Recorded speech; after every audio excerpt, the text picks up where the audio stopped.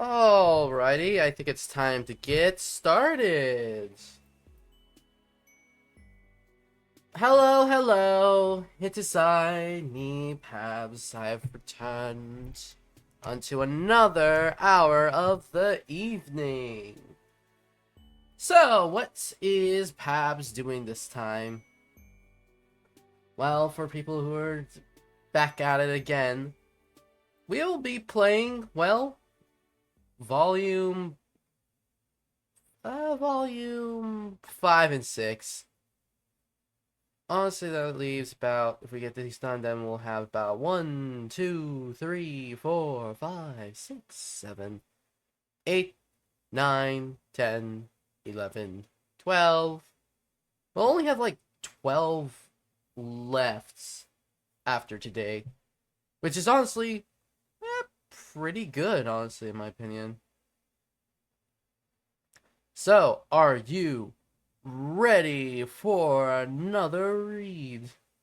I am. I'm excited. Volume 5. Walking. You sure are doing a lot of it recently. Back on Earth, you never got near this amount of exercise.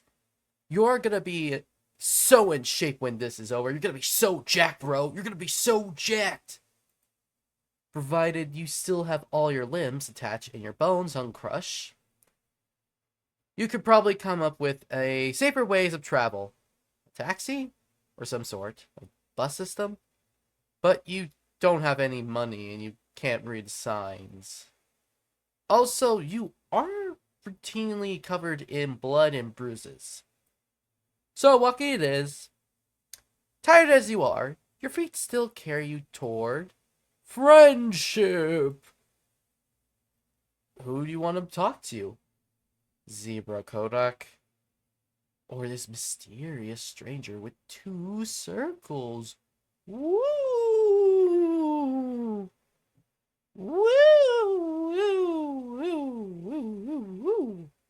Woo! Woo! Woo! I don't know why I'm doing that.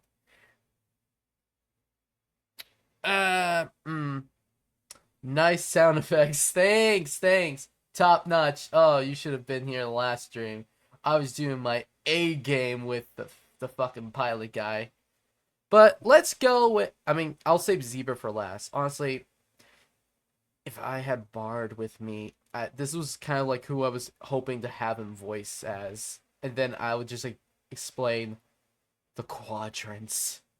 We'll discuss the quadrants later. Anyways, we got this mysterious character. Let's start with this person. As usual, the streets are hopping, just bouncing around like an overacting bunny rabbit on Easter morning. Which honestly is fitting since we just passed Easter. Up ahead at the intersection of streets is some kind of night market? Well, every market on Alternia is a night market. As previously stated, you are broke. But there's nothing wrong with a little bit of window shopping. Who knows what kind of awesome stuff you'll find. You can learn a lot about culture from their stores. You are so intent on thinking positive thoughts that you are nearly at a market before you realize that quite a few people are coming towards you in the opposite direction. Some of them are running, actually, and screaming. Looks likely that something has gone down violence-wise. It's not a stampede. You aren't in any danger of being trampled, and the street is wide enough to just step and let the crowd pass by. Or it would be... You get a brief, furtive glimpse of a pair of focused yellow eyes under a low-pulled hood. Then, a hand grabs yours so tightly, the tips of your fingers go numb. With a rough yank, you are pulled into the flow of a crowd. The troll girl who has a hold of you speaks quickly and quietly. You have to... Sorry, hang on, let me lower the volume of my headset. There we go. Much better. who has a hold of you, speaks quickly and quietly. You have to lean your head in close to hear. We are on a date. You're my mate sprite. Or my warrior. Whatever you want. We're just a normal couple. Out for a night on the town. We're gonna go catch a movie and get soft serve grub cream. You feel me? Oh man. Sexy mysterious man. This is a woman. Keisha, this is a lady. It says a girl. Mysterious lady. Even better. We're gonna catch a movie and get some soft serve grub cream. You feel me? Yeah, I feel you. Wow, okay. Okay. Hang on. I mean, since... No, I want to go to... Yeah. Okay. How could you ever say no? Freak out and let the purpies out of the bag. Well, we gotta get the ending. Help! You stop abruptly and someone smacks into you from behind. You go down hard, your hand ripped away from the girl's. She gives you a fierce glower of disappointment. Fine. Just more people letting me down. I'll deal with this as my own. I've done it before. She takes a running leap for the alley wall, skipping up onto the roof like a squirrel up a tree. You are left looking down at the smudge of a violet blood she left on your palm. An emptiness fills you at the thought of the friendship that could have been if only you kept your chill. Game over. Leap of unfaith. Anyways, let's go on a date. Play along and hold hands. Ooh, that's lewd. Put censorship on that. Your heart beats so hard you can feel it in the back of your throat. You adjust your grip a little to make your hand easier to hold. In response, you gotta get a squeeze like she's thanking you. You match your pace, a surprisingly difficult feat considering how short she is. Behind you, people are still shouting what the heck happened back there. Someone died. You figure that, but that's not exactly rare for Alternia, is it? You've seen way more dead people here in the last couple days than you've seen throughout your entire life on your planet. You tell the troll girl you thought that was just a kind of normal here. Normal? Sure. When low buds get killed. Natural order of things, right? But with high bloods, it's different. Personally, I don't give a shit about the natural order. Doesn't matter what the job is. I'll take it. Oh, so a high blood is dead. And you are currently holding hands with the troll who did the dirty deed. She chose you to help her lay low, i.e. she made you her accomplice, i.e. you are now her friend. Yay! We did it! We're friends. Helping someone carry out a cold-blooded murderer is super friendly thing to do. What had she called you? Her mate sprit? You aren't sure what that is, but it sounds great. You ask her what you should call her. My name's Pulpa, but there's no reason to go throwing it around. Let's not talk at all. You want to point out that it won't look like a very convincing date if you're just walking in silence, but that would require talking, and she told you not to do that. A trio of those spiky robots go marching by drones, or whatever. Their big, ugly heads swivel back and forth, like they're looking for someone. Pulpa doesn't say anything, and she keeps her eyes forward, but she goes as sharp as a laser, every muscle in her body tensing.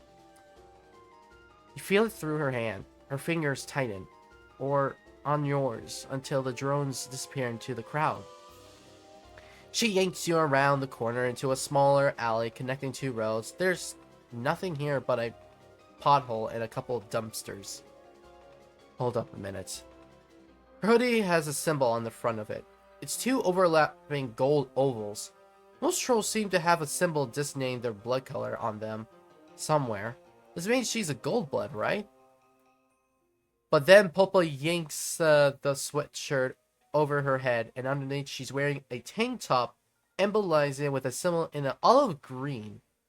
It looks a little like a cat. That's pretty cute.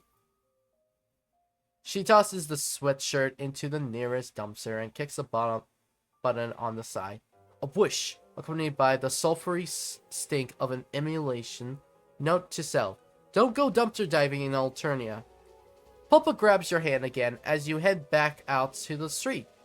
With her other hand, she works the tie out of her hair, shaking it out of its ponytail, letting it fall in thick, sweaty clumps against her neck. Next, she reaches up and takes part of her right horn off. Wait, no. It was a little bit of veneer, an artificial bit to cover up a notch in the chichan. What are all these random wardrobe changes about? You wonder until you actually begin to listen to some of the conversations happening around you. And check out the big billboard-side screens mounted on the roofs every few blocks. Seems like the rumor mill is already going hard, apparently. A well-respected Violet Blood is dead. Killed in public in full view of witnesses by a gold-blood girl with a ponytail. Wow, you are really dealing with a professional here. I need to find somewhere to lay low until the heat turns down. I mean, we both do, since you're my associate now. I had to contact Weedy, but I don't know what happened to her. It's possible she got spooked. Got any ideas for likely hideouts? I'm not from around here. You wonder what in the world made her think you have any idea what's going on ever. She keeps giving you sharp looks as if she is gradually catching on to just who she has chosen to recruit. You want her to understand that no matter how busted you look, you're an amazing friend and co-conspirator. We're co-conspirators, ooh. Well, here's your chance. What do you propose? Marry the gal. Just kidding. Hide out in one of these apartment buildings, catch a movie, and get some soft serve grub cream. Should we continue a date or go actually hiding? Let's hide out in one of these apartment buildings. That's a possibility. Most of the hive stores around here are cheap rentals, burgundy or bronze at the most. I could take them. No problem. I mean, I can take anyone. Some jobs just require a little more forethought. It kind of meant finding an empty unit or maybe skulking in a foyer or an alien Starbucks. But you don't want to tell your cool new friend how to do her job. And there you go again, jumping the gun and claiming friends you don't have the right to. But she did choose you. Though at this point, she may be wishing she grabbed some other random stranger's hand. Well, pick one. This was your idea. Oh jeez, you seriously don't need this kind of responsibility in your life? Nothing good will come from letting you be in a charge. But you also don't want her to think you are useless. You just kind of wish she'd tell you what to do and leave it at that. You pick a tall purple building at random. How about that one? Sure, I guess.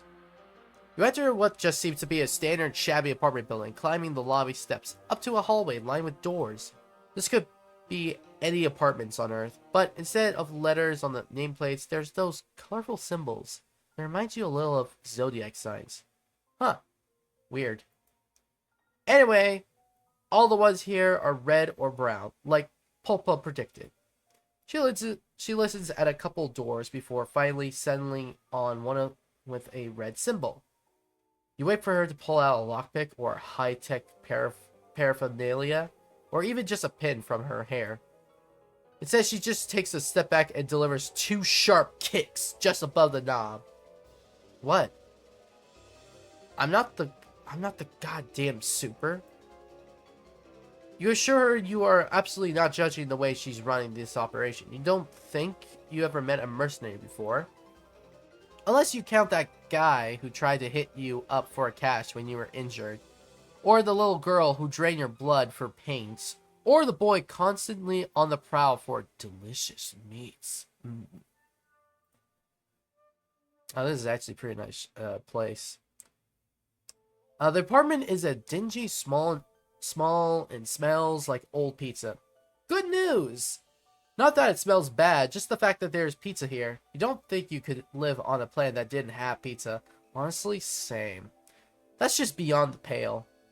You try to shut the busted door as well as you can. Pulpa plucks herself down on the couch and pulls out her phone, or what had Skill called it, a palm husk? She pulls out her palm husk and proceeds to ignore you. That's okay. It's important for our friends to give each other space.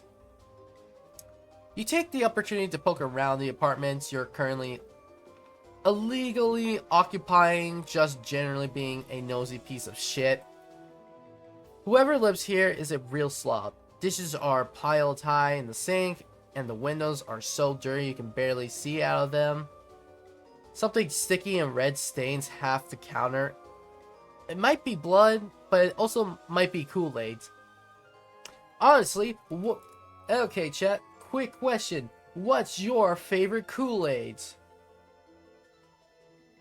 Any flavor of Kool-Aid. Just whatever it is, what's your favorite? Just curious. I think mine would be... Would it be blue? I think blue raspberry? I think it might be grape or cherry. Yeah, honestly, like either cherry, but not. Honestly, I'm not much of a grape person. Not much of a grape person.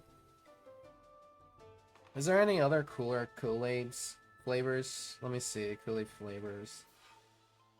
Okay, I found a list of them. Okay, we got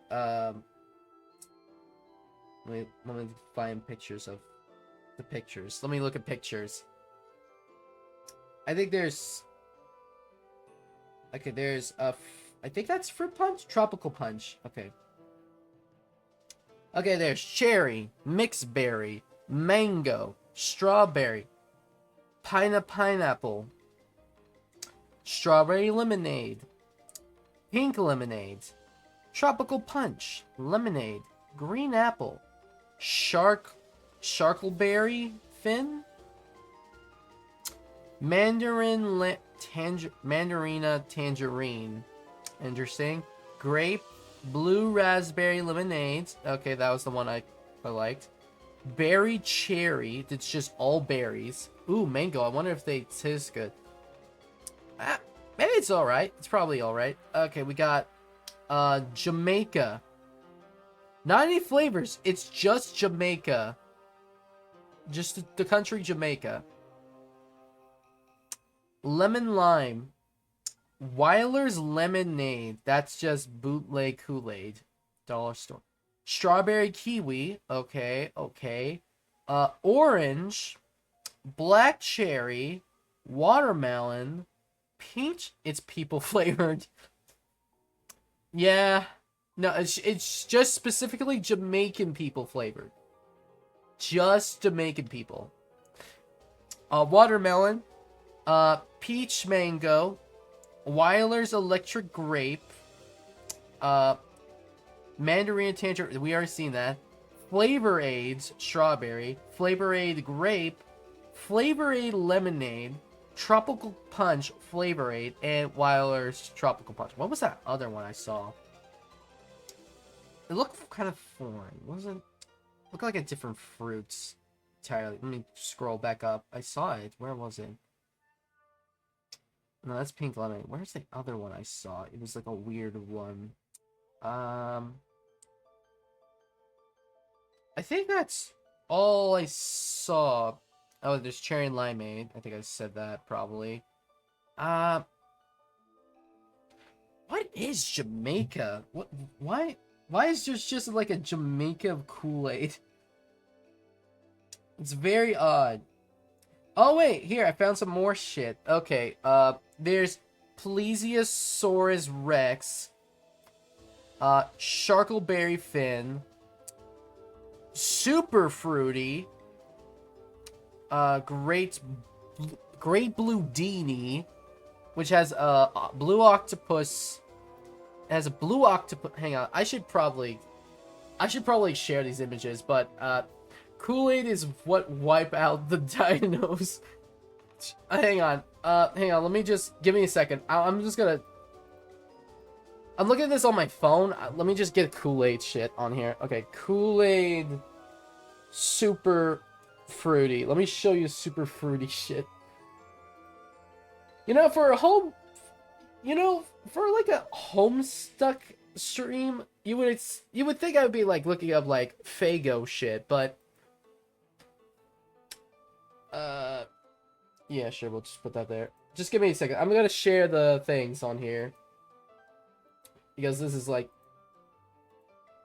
I have plenty of time. Don't have work today, so I don't know, have to feel pressure like delaying sub shit. Okay, Kool-Aid. Yeah, Kool-Aid is more interesting. I mean, it is more interesting, but okay, here, let me just share. Let me share this. Okay.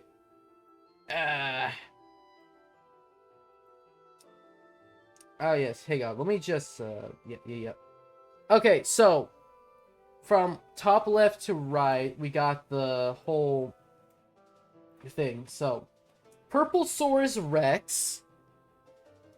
So it's like a grape flavored dinosaur. Sharkleberry Fin has the sharks. I mean, they are the oldest, one of the oldest animals. The Great Blue Dini is a magician octopus. Crocodile Rex. Pink Swimingo. Oh wait, no, these are just revamped versions of it. Oh, that makes sense. Oh, Crocodile Red. Why did I call it Rocket? It looked like Crocodile Rex, but okay, yes. The 5 oldest animals known to man. A T-Rex, a shark, octopus, crocodiles, and flamingos. Those are it. That's it. That's just the 5 oldest animals known to humanity to be put onto Kool-Aid. Is there any other packages? No, just older ones. Just old. Oh wait, there's Flintstones. Hang on. There's Rainbow Punch. There's Bedrock Orange. So goofy. Yeah, it is. Okay. Incrediberry, which is just a liquid. It's just a liquid, man. I really should just share. Hang on. Hang on. I'm just gonna do this. Hang on. Let me just pull up. I'm just gonna do screensaver instead. Hang on. Let me just bring that shit up here. Where is display capture? Okay, we're looking up Kool-Aid.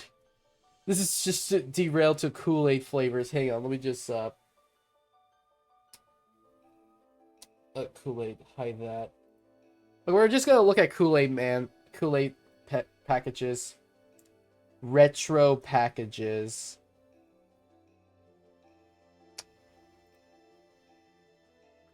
Okay, let me just look at that.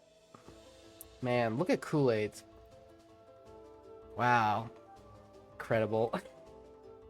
This is the stream. Just Pabs looking through Kool-Aid. This is it. This is the one. Super fruity Crediberry. Just Kool-Aid Man is just a superhero now. Okay, let me look at special packages. Kool-Aid special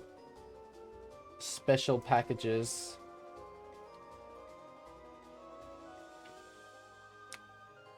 Do we have any different ones? We got Kool-Aid Ice Cool. That's neato.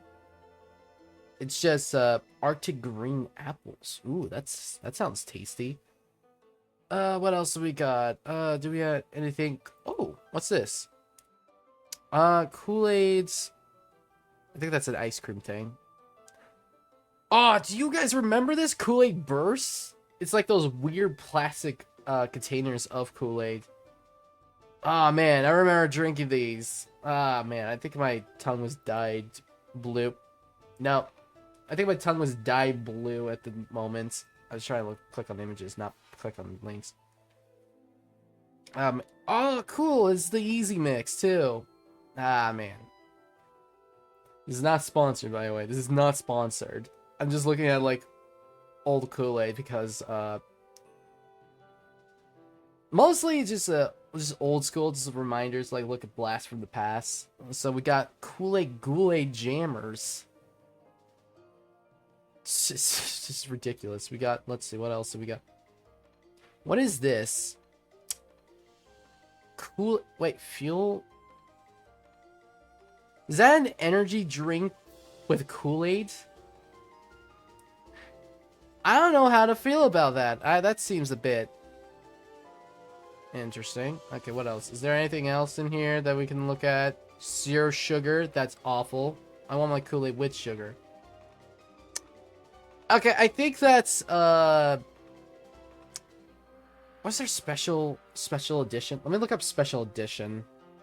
What? Why am I just looking up special editions?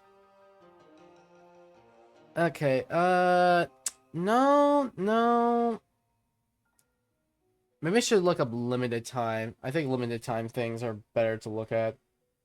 Because they always have, like, fun things. Limited time packages. Let me see. Anything, like, for movies or anything? No. Rockin' Cherry Bomb Red. No, I don't like that. I don't think there's... Is there anything else? Like, let me look up.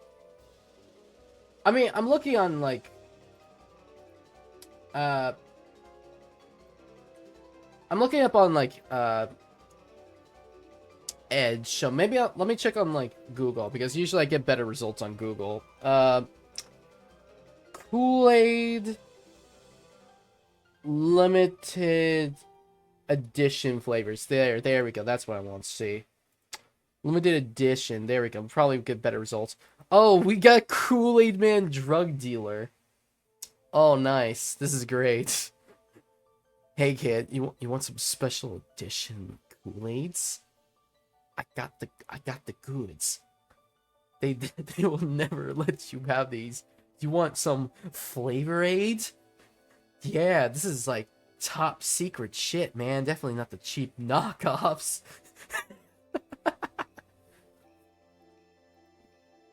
Oh god. They got U2's Kool-Aid Man. Ah man, this is crazy.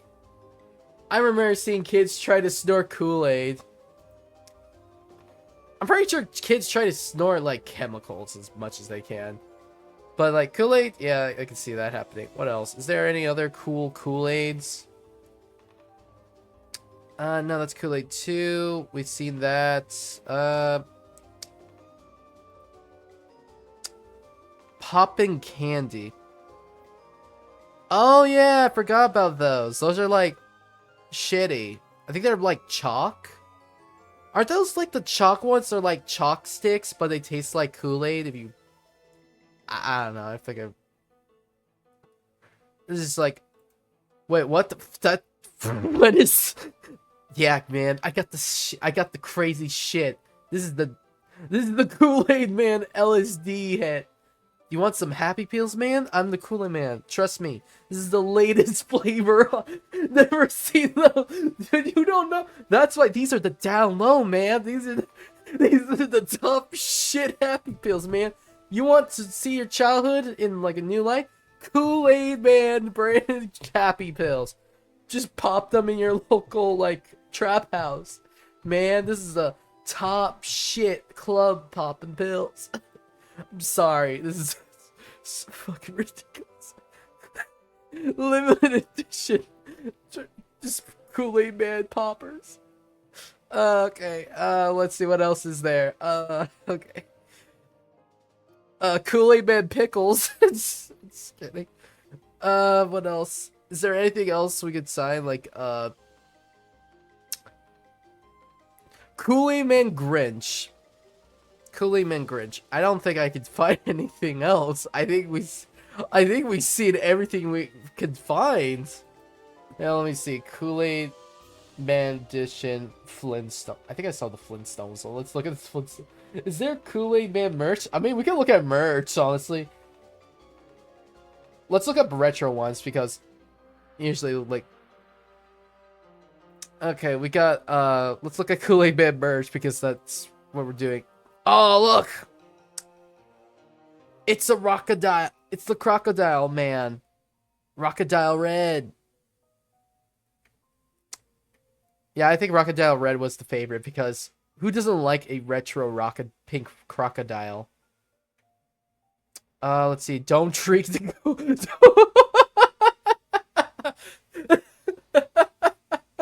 Don't drink the Kool-Aid.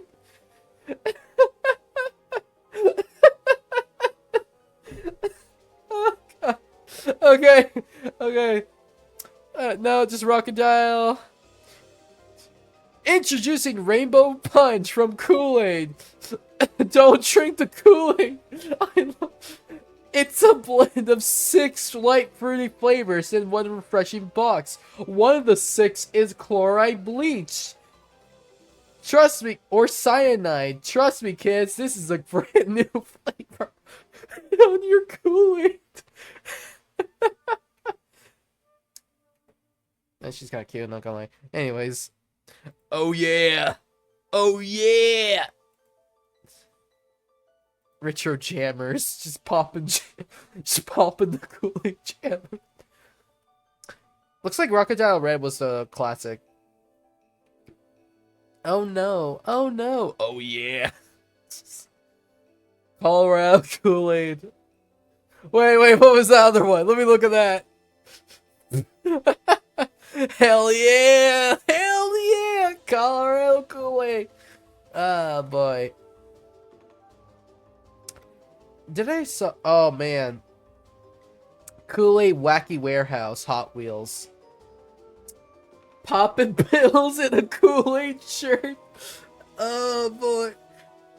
Fun fact, one of my weird like fixations as a kid was collecting like vehicles, like toy cars, Hot Wheels, or just off-brand just toy vehicles. Just put them in a orange Halloween bag. Just like those weird vinyl Halloween bags. I just put like a bunch in a bag and just play with them. Like, I think like Transformers, like visualizing like one of these cars were like Transformers without having Transformers, but like only the vehicles. Like planes, toy trucks, Doom buggies, just regular Hot Wheels. Just, just classic stuff. Just, this kind of stuff that you would just play with. Just use your imagination.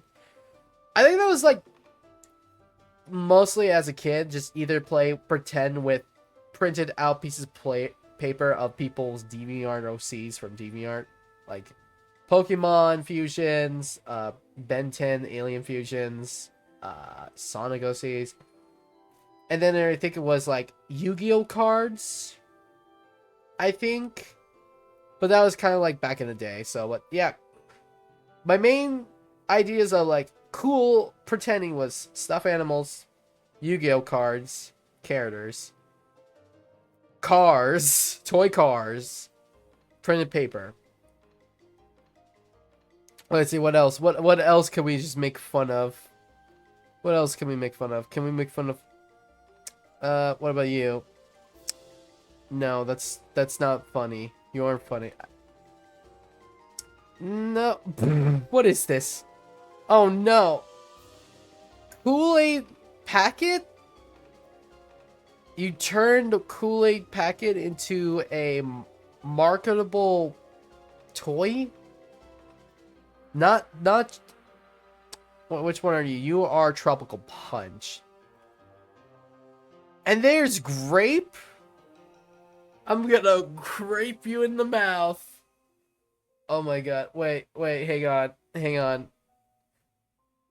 You want who would fight? Oh, you guys want to watch the Graper? Yeah. Yeah.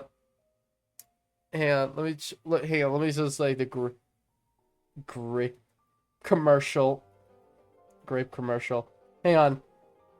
I'm gonna hang on. Hang on. Let me just hang on. I'm just gonna put a pause on the game.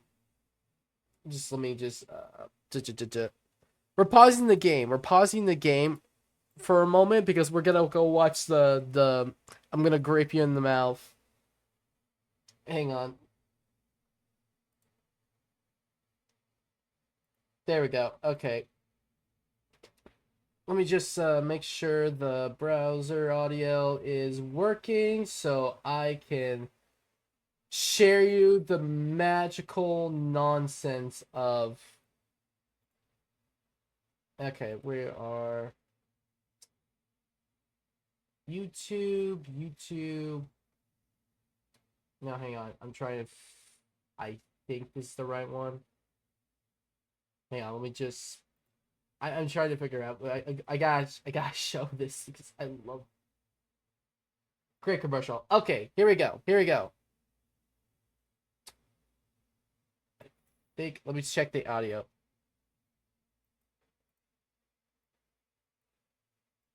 No, it's not working. Hang on. Let me just fix that. I'm gonna try. Hang on. Just I know this is like, where is it? There it is. Okay. Now we can listen.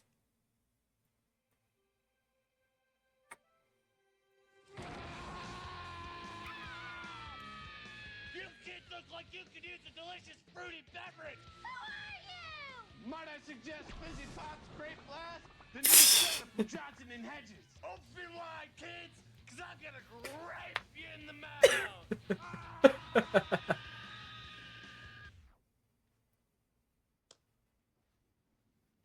He's going to what them in the mouth? He's gonna grape them. He's going to grape them. Yeah, in the mouth. Right. Sure. There's more. No, I'm sorry. All right, well, I'm not sure that I'm comfortable with the catchphrase, I'm gonna grape you in the mouth for our new mascot. Yeah, I mean... We're just not sure about that one. Yeah, we might want to workshop it a touch. Really? Why? That's his thing. He grapes people. He grapes people in the mouth. We're just not exactly sure that He sneaks into little kids' rooms in the middle of the night, and he grapes them in the mouth. Okay, see, because I think that the reason that I'm a little hesitant is because to me, it sounds like he's saying he's going to rape them. What? Oh.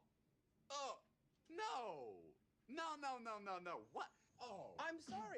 Sir, get your mind out of the gutter. He's a grape. How is a grape gonna rape a kid? What are you talking about? But it sounds like it's a grape commercial, sir. I love it. He grapes the kids.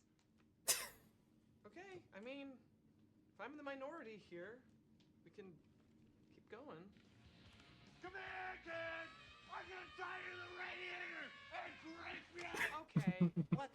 Why'd you stop it? I'm gonna tie you to the radiator and grape you. What? I'm going to rape you. No, that's what it sounds like he's saying. I love it. Really? Are you back on this rape thing again? Why was he gonna tie them to a radiator? That's how he grapes people. That's what he does. No! He's the grapist.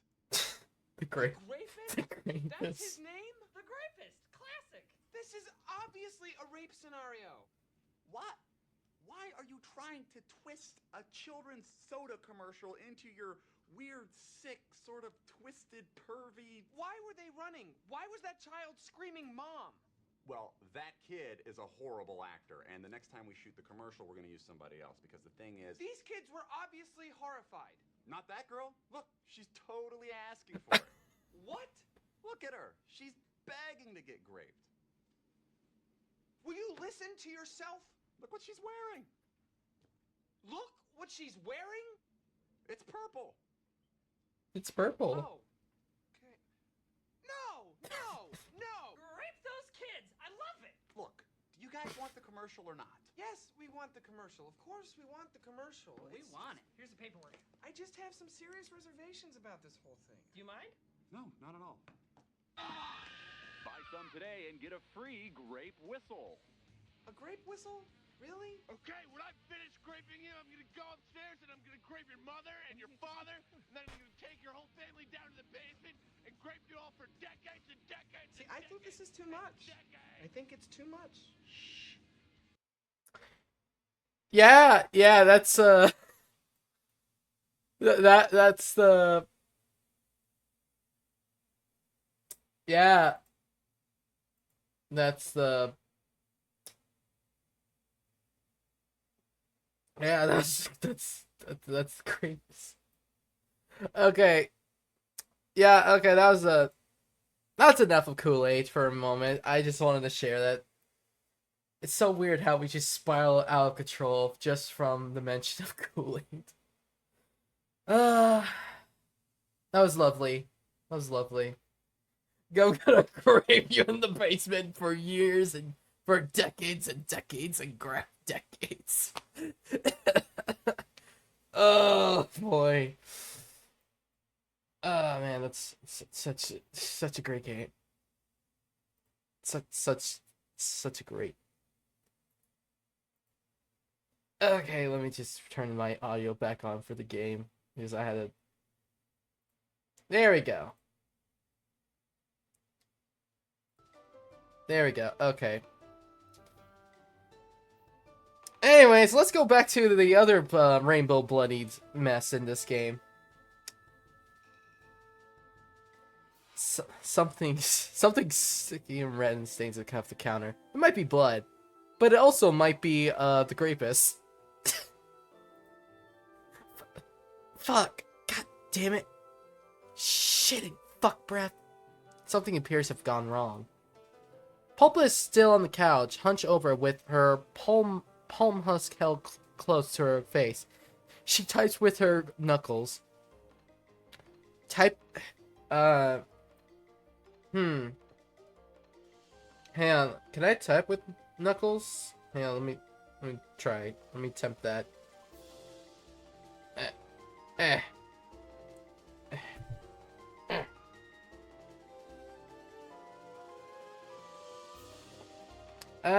That seems a little difficult. I guess if it's just the one knuckle, I think it's fine, but if you try to use, like, other knuckles with it, it's really hard to type. Okay. Pulpa is still on the couch, hunched over with her palm husk held close to her face. She types with her knuckles. You've noticed a lot of trolls do that. Probably because they're claws. Yeah, that makes sense. It's all over X. Everyone's talking about it. My contact. They got her. She's been cold. Her voice is flat. Her eyes expressions. She lets the palm husk slip from her fingers into her lap. It's too late. She got graped in the mouth. You stand next to the couch like an asshole. You don't know what to say, and you doubt Pulpa is hugging type, but you really can't stand her looking so dejected. Before you start pitying me, don't. I barely knew her. It's not like we were in a quadrant or anything. It was just business. You sit down on the other end of the couch, tipping your head and raising your eyebrows to show you are very ready to listen and learn and commiserate. Pulpa wraps her arms around her knees. Most pros work with a partner. It's a lot easier when you have someone you trust to watch your back. It's usually quadranted pairs who work together.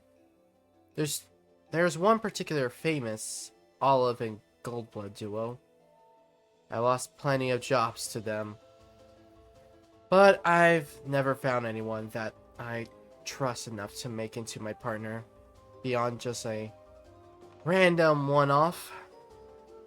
Killing a sea dweller is no joke. It's almost totally impossible. Does that mean the guy back in the town square isn't actually dead? Pulpa looks affronted at the very thought. Excuse me? No, it just means I had to get very expensive knife and coat it in a very expensive poison and stab in exactly the right place. I had to put like the grapes juice on the knife. I had to get some grape poison. It's very high quality stuff. The motherfucker is dead. There's no doubt about that. I don't leave jobs half done. High cash jobs are my specialty. Most people are too afraid to take jobs higher than teal. Me, I don't care. Low blood, high blood. If you've got the cash, I'll do the job. If I did have a partner, it would make things a lot easier, I admit that much. You cough lightly into a closed fist. What's this, something caught in your throat, perhaps? Could it be the steady hand of fate reaching a finger down and testing your gag reflex? You murmur delicately that sometimes destiny steers you in a direction you never thought you'd go. Maybe, just maybe, it has steered her to you. That's forward, for sure, but you're pretty much an old hand at this by now, right? Popa snorts. It's a little watery. She isn't crying, is she? No way. Not a tough assassin like her, you imagine it. You? No offense, but I only grabbed you because you look so weird and I figured you wanted to avoid the drones even more than I do. You don't exactly blend in. You can't argue with her logic. But a sourness starts in your throat. Now at the realization that Pulpa had not chosen you for your obvious trustworthiness and friendship potential, but rather because you look like a goddamn disaster. Fair. A very fair assessment. Whatever. We can get past that. God knows you have gotten past worse, like attempted murder. And a good friend recently said, you gotta break a few cluck beast embryos to make a grumblet. She's considering you now more thoughtful than before.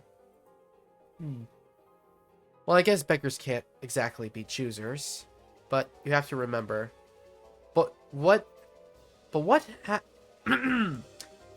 you have to remember, you aren't destined to find out. That fate finger reaches down further and chokes you. Keys jingle outside the apartment before whoever is out there catches sight of you, of the busted door. What the hell? You and Popa lock eyes. Oh shit! It's the Grapist!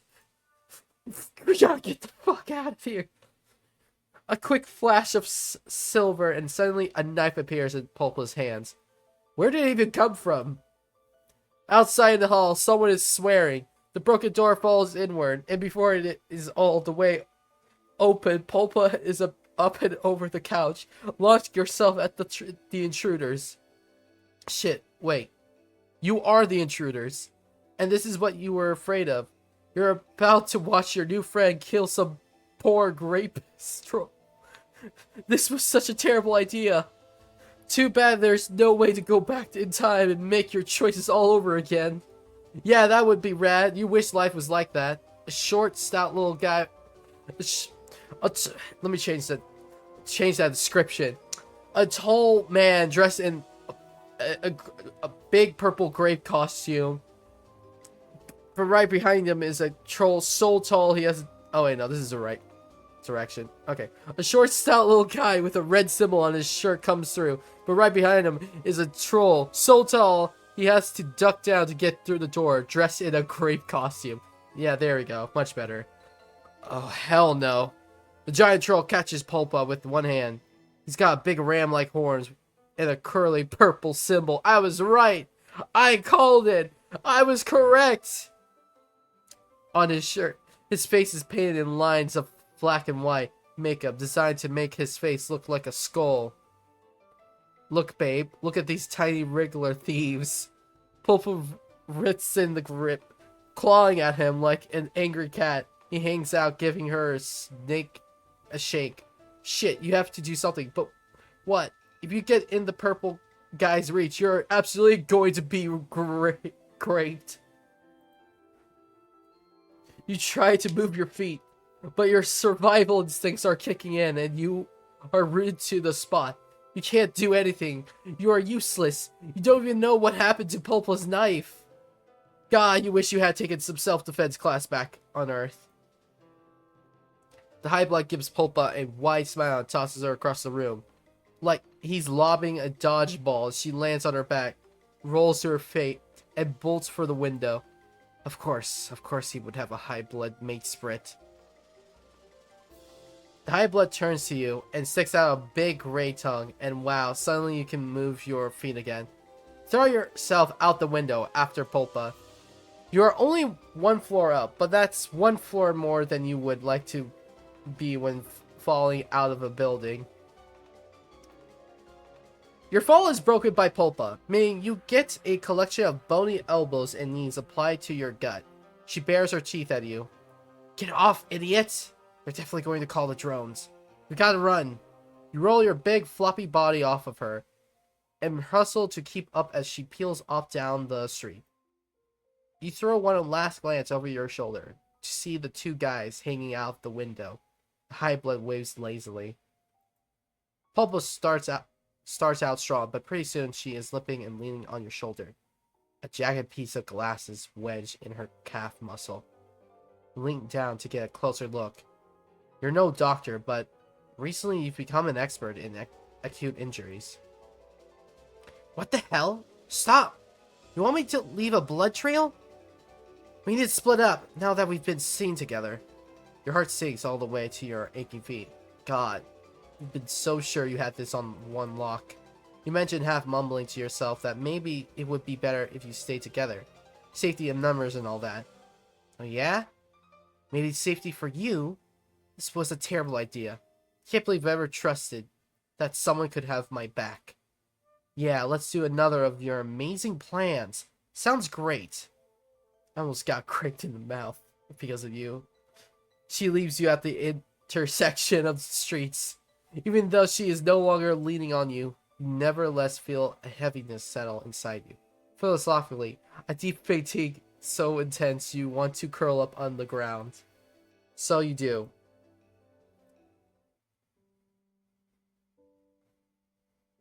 Game over. At least your ass didn't kill her.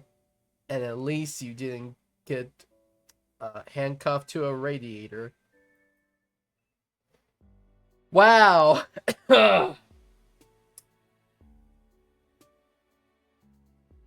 Honestly, I was just honestly, I was just surprised that my brain just did not recognize there was a purple blood in this route. You know, that felt very fitting for the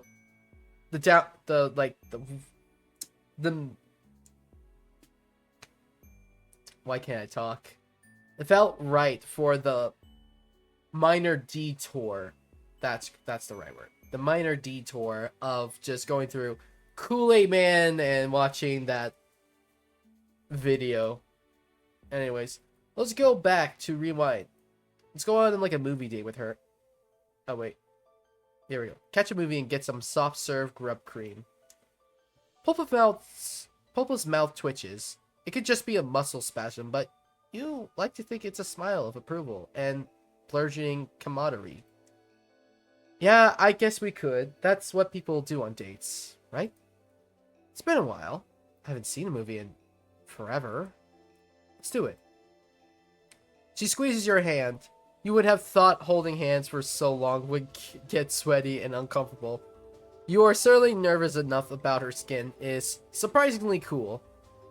With a couple of exceptions, all of your new friends have been literally cold-blooded. Also, metaphorically for a few of them. But you aren't going to judge them for their lifestyle choices. That isn't your place as a friend. Regardless, your point is it's kind of nice holding hands, even if it's under a completely false murder pretense. Come on, there's probably a theater in there. Makes sense, you aren't from around here, and you don't think Pulpa is either. But you can always recognize a mall when you see one. Stores and escalators and fountains full of slimy mall water. that's probably been in there for years. The biggest difference between this and an Earth Mall is that there doesn't seem to be anyone working at any of these stores. Everything is automated. That and the top floors appear to be reserved for high bloods. Popla is still holding onto your hand. Gosh, it's like you really are on a real date. This is very, very friendly. As far as you know, you have never been on a date with an assassin before. It's pretty cool, honestly.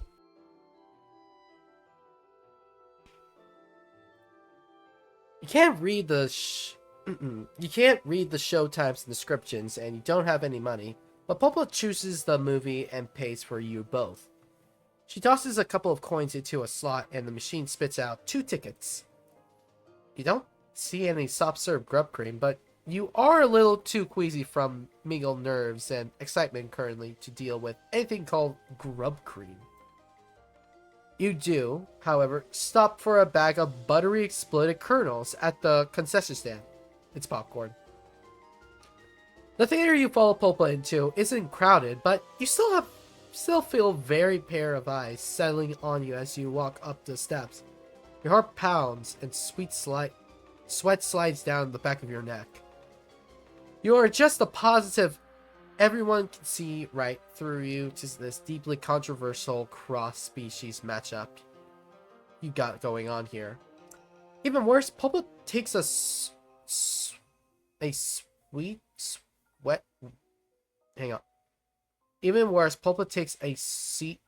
Why did I put the W in there? Even worse, Popla takes a seat weirdly close to the only other group in here. Man, awkward. The movie starts playing. Apparently in Alternia, there aren't any trailers before movies. Kind of a bummer. If you are going to be stuck here, you want to know what hot new summer blockbusters you have to look forward to. Honestly, that is true. Either if it's going to be like a movie that you probably aren't going to see, or a movie that hypes you up like, oh man, it's coming out this year? Oh, that's cool. Surprisingly, the movie turns out to be a romantic comedy. You expected Popla to choose a thriller or a horror movie. I mean, romantic comedies are well known in this universe, so that makes sense. From what you can glean of the plot, it's about a beautiful young Jade Blood who gets involved with a visiting Blue Blood and their servant, a big bumbling bronze. The portrayal of Low Blood strikes you as a vaguely offensive. They grunt and fall down a lot. All I think about is just Tabros when I think about it. The caverns look a lot fancier than you remember from the time you hung out with Bronya. Just a lot bigger and more glittery.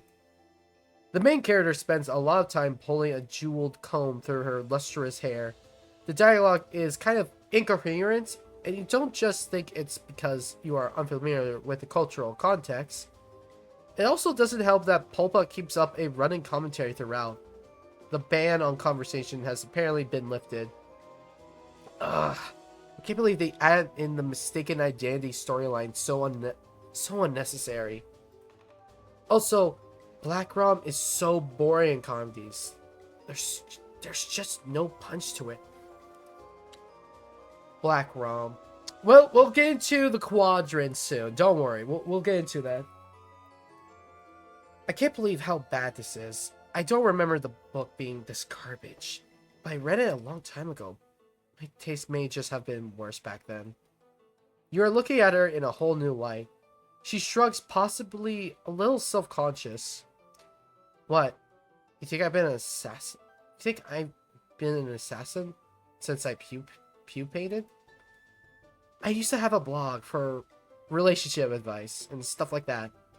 Of course, I was just messing around. I don't know anything beyond what I'd read online. 2 characters are kissing on screen. You have no idea who they are. You are way more interested in the fact that Popla has decided to tell you her life story in the back of the movie theater. The deep blue light from a scene in the brooding caverns washes over her, making her look noble and sad. You're in trance. It didn't last, though. I doubt it had anything to do with my blog, but a few sweeps ago, a group of kids broke into my hive. I think they were high? Maybe on sober?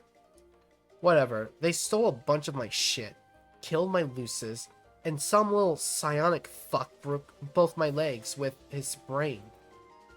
Just because he thought it would be funny. You're riveted. You have a bit of a tragic backstory yourself, but nothing this dramatic. Pulpa picks through the buttery exploded kernels with a delicate claw. I was trapped in my hive. I would have starved to death if it hadn't been for some teal who lived in my neighborhood. We will get to the teal blood soon. I think... No, the teal... the teal blood she's talking about will be mentioned like a later volume. Not in the current volumes we're dealing with right now, but in the future, we'll see them. Just some idiot who ran around with an Eastern Alternian replica sword, challenging Purbeast to duels. Teal bloods are pedantic bulge lords, but they care about justice, and these kids had attacked me for no reason. I didn't break any laws. Anyway, that's why I'm equal opportunity for how I take jobs. Low bloods, high blood, everyone's scum. Oh! Adrian card is raiding with party of 5. We receive an invite to raid. Hi! Thanks! Thanks for dropping by! You missed the whole grape scenario. Anyways. One of the kids in the row ahead of you turns around to tell Pulpo that if she and her Moira want to get all nasty and pale, maybe you should get a room. Anyways, for any newcomers, gotta ask, hello. Oh, how's it going? Having fun with the game? Yeah, it's been a while since I played Friendsim, so it's good to go back and refresh my mind of events. Anyways, quick question for any newcomers. What's your favorite Kool-Aid flavor? Just a quick question. I mean, we already got Keisha to say hers, but what are the newcomers' favorite Kool-Aid flavors?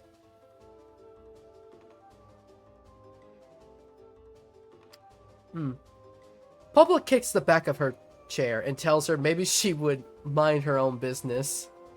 The girl looks about ready to jump over the back of her seat, but the guy next to her pats her firmly on the cheek.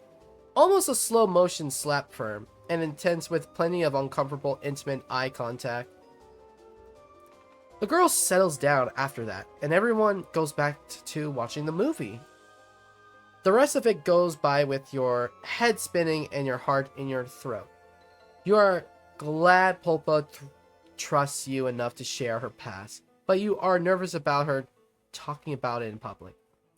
Sorry, don't have Kool-Aid from where I am. Never tried it and don't know what flavor it is. Well, do you have any certain flavored drinks or powder you add to water that, you know... Did you ever have something similar to that? Any flavor to drinks, that's fine. Nah. Oh, well, I'm sorry to hear that, man.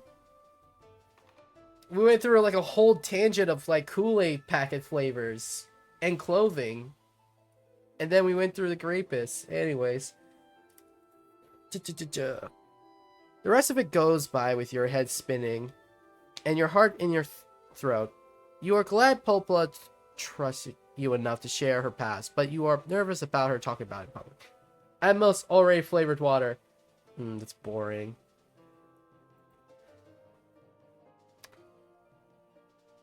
Anyways, for flavored water, I would...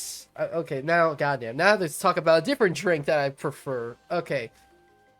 One of my... So far for flavored water drinks, you know, a lot of them, like, pretty much taste the same. It's just carbonated, bubbly water that just, like, vaguely have, like, a taste of it. Like, it's, like, got that aftertaste flavor. But I'm just gonna say this to the audience on the best flavored water drink. I love some grape flavored water. I would say my favorite, like, brand of flavored water, I think it was, like, True American? Or was it True American or Clear American? I always get the name wrong. Or True American water. Clear American. I don't know why I always call it True American. Don't know why. Clear American. I'm just gonna say this. Get Clear American. It tastes like an actual like soda drink, but it's just flavored water. It's great. I don't know why. It's the best drink of all water drinks. It's great. It's cheap. Get a bottle of it. That's where you get the drink. It like tastes like I get like Clear American strawberry flavored. It tastes like a strawberry soda. And it's just a flavored water. It's just a sparkly water. It's great. I don't know why. It's just good. That I'm just saying that because just to let people know. Like, that's always go for the propel stuff. Propel? Propel. For the propels. Propel water? Fuck is propel? I don't know what the hell propel is. I don't know what that propel water. Wait, is that the Gatorade symbol?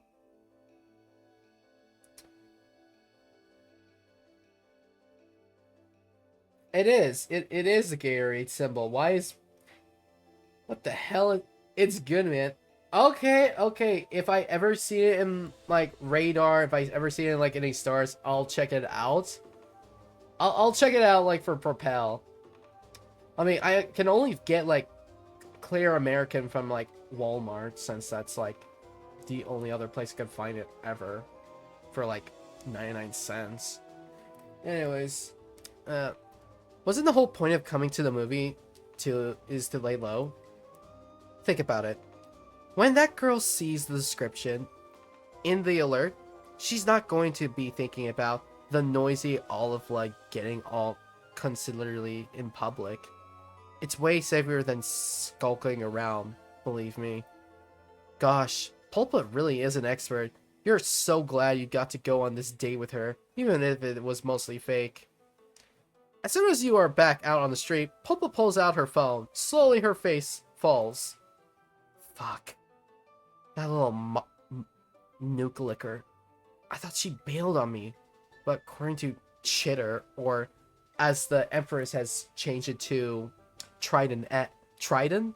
Would it be like Psy or... Okay, hang on. What was that Psy symbol? Yeah, I feel like in this universe, if Chitter is Twitter on this planet, I'm pretty sure the Empress would buy Chitter and just change it to like Psy, because that's like looks like a trident. Man, I hate Psy. It's so full of bots nowadays. She's dead. They got her. Damn it. I told her to be careful. Her sadness is quickly turning into rage, vibrating off her in frantic waves. Her voice getting louder, too. And people are starting to look in your way. Heckling in the theater is one thing. Shouting at a phone about murder is another. This is going south fast. You've got to calm her down. Deploy the shush paps. Deploy the shush paps. For lack of a better plan, you copy what you saw the troll inside to do to this anger date. You press your palm firmly to her cheek. To your intense shock, she blushes a deep olive green, and her eyes slip close. She leans into your touch as if she is drawing comfort from this tiny little gesture. Then she blinks and pulls away. Listen, I'm technically on the clock right now. Let's be professional. She bites her lip, hesitating, then she reaches up and repeats the gesture on your face. An unbelievably warmth fills you. Could it be the warmth of friendship? Sorry to raid and bail, but need to take a break and do some other stuff. Good luck with the stream. That's fine. It was nice of you to drop by, Drinkard. Have a lovely day. Anyways, we still got like 3 more trolls to get through anyways. The warmth of friendship. You're a weird looking double horn amputee with very few social skills, terrible survival instincts, and both short-term and long-term memory loss. But you're alright. If you ever want to earn a little cash, I could use a partner I can depend on. Is it raining? No, those are just tears in your eyes. Tears of gratitude. It's a terrible day to rain today. But it's not raining. It just looks at them. Just tears falling down. No, it's raining. Okay, don't get too choked up. You're definitely just gonna be bait. You're sure, Pola, that due to your general ineptitude, you wouldn't want it any other way.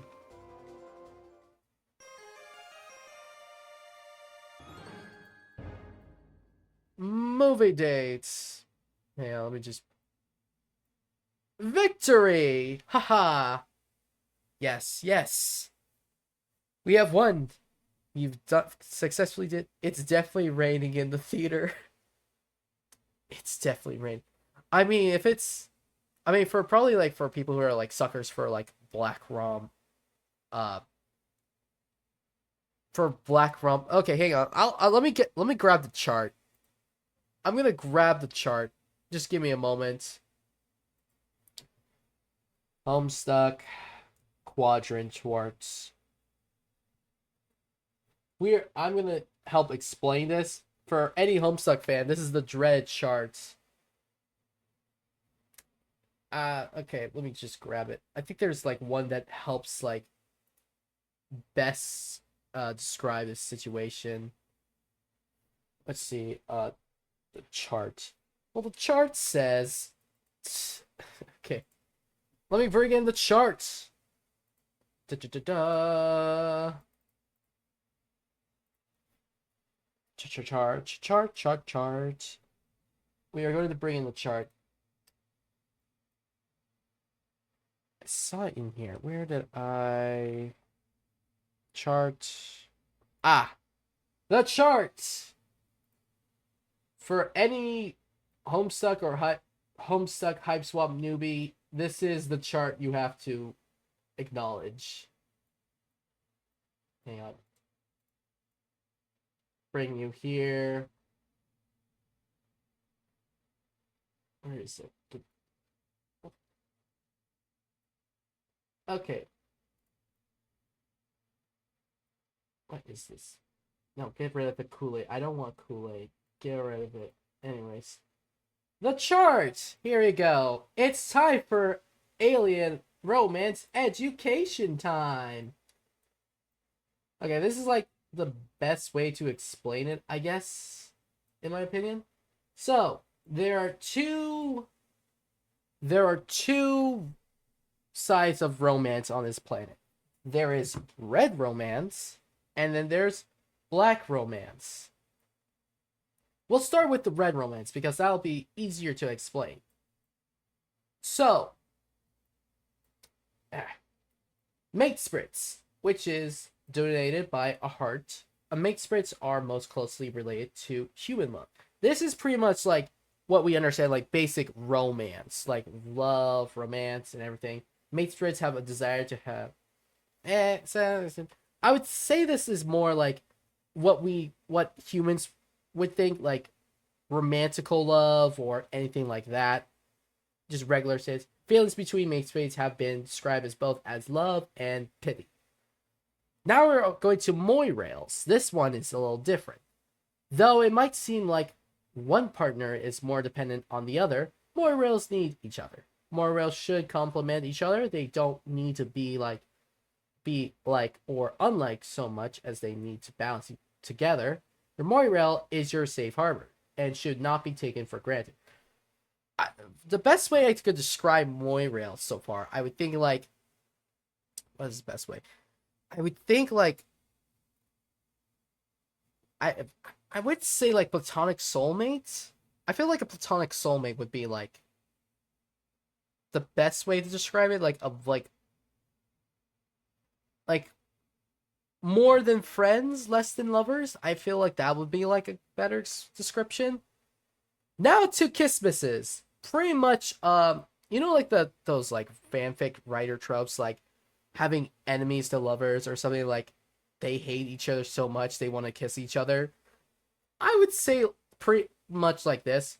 Kisses, most closely as analogs to an especially poignant arch rivalry, Kisses is based on hate, romantic hate. Not everyone that you hate is your Kisses. It's a very special kind of hate. It's like that one guy you really are annoyed by, like compared to anyone else. This guy is pretty much a douchebag you want to punch in the face, but still, he's so pretty that you want to kiss him, but still punch him afterwards. The kind of hate that involves wanting to bone them. Pretty much that kind of writing trope. Auspices. The reasons auspices between two Kisses are manifold. One party already has the Kisses. The Kisses are a bad match. The resulting Kisses would tear apart the surrounding social group. The feelings of the auspices toward the other two leaves can best be described as frustration and exacerbation.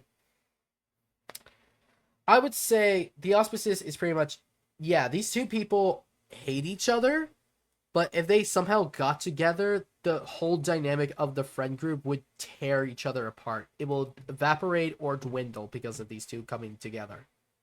So the auspices' main role is to make sure these two fuckers don't get together at all. And that is like the best way to in my opinion, the best way to describe the four quadrants, the four known quadrants of the chart. So pretty much, yeah. That is Alternian romance. Black rom and red rom. One involves like love, positivity, and the other involves black, hatred. Okay, that's good. Education time's over. Time for like going back to the game. Victory. Now we go back to volume 5 for the biggest, I would say, would I say this is the worst troll? Out of everyone else, I would say this guy's like the worst. I mean, sure, Ardana like captures people and makes like would I say red room or torture methods? She makes torture videos for people building shit. Amicia kills people who she uses for blood paints, but she's just using like her status of a blue blood. So I don't see much issues. Like, sure, she like captures people and tortures them with videos with mind control. She kills people, but I believe they're like people who've done crime or executed for blood paints. So not entirely, I would say morally gray, which is funny enough. Sure, these two have like issues. He's just like, and then we have like Tagora. He's more of a Better Call Saul kind of lawyer guy, so not that bad. He's just a lawyer who definitely charges people out of like everything, but that's fine. In my opinion, out of everyone so far that out of everyone so far that we've experienced, in my opinion, the worst character in this whole group dynamic is everyone else. This douchebag. Zebra Kodak. This fucker. Anyways, let's go interact with him. It's always nice to see Pulpa. Look at her. A little happy. Little cat girl. Anyways, let's go see this fucker. Your stroll takes you into a nice part of town that seems to have a larger, more McMansion-style hives. Based on your past experience on Eternia, you're not quite certain that upper-class enclaves equal safety for you. But you might as well explore. You never know where you'll find your next friend. The power of positive thinking must be on your side because someone emerges out of the shadows of these sprawling suburbs. Okay. How am I gonna voice him? How do I voice him? Okay, let me think. Okay, I'm gonna have to do my best impression of Bard. Because I honestly, he just, like, I could hear Bard's voice come out of him. But just smug, just like flirtatious smugness, I would say, is the best I would say. Okay, let's go. Best impression of Bard. I'm pretty sure I can do this. Oh, hello there. I don't believe we met. I'm sure I would have remembered someone with such unique looks. You don't know where you are, do you? By this point in your time on Alternia, you don't know if it's wise to admit that you're lost and naive to the ways of your world. But you don't know what you could say to try and convince this guy that you've got any kind of street smarts. You nod your head reluctantly, but he actually looks more interested in you. After the confirmation that you're new to the neighborhood, have you perhaps found someone who likes you for your vulnerability and naivety? That would sure be fantastic luck. It's a good thing that I found you. Not everyone is a respectable of low bloods as I am. Oh, but I shouldn't make an assumption just because you're not much to look at. My bad.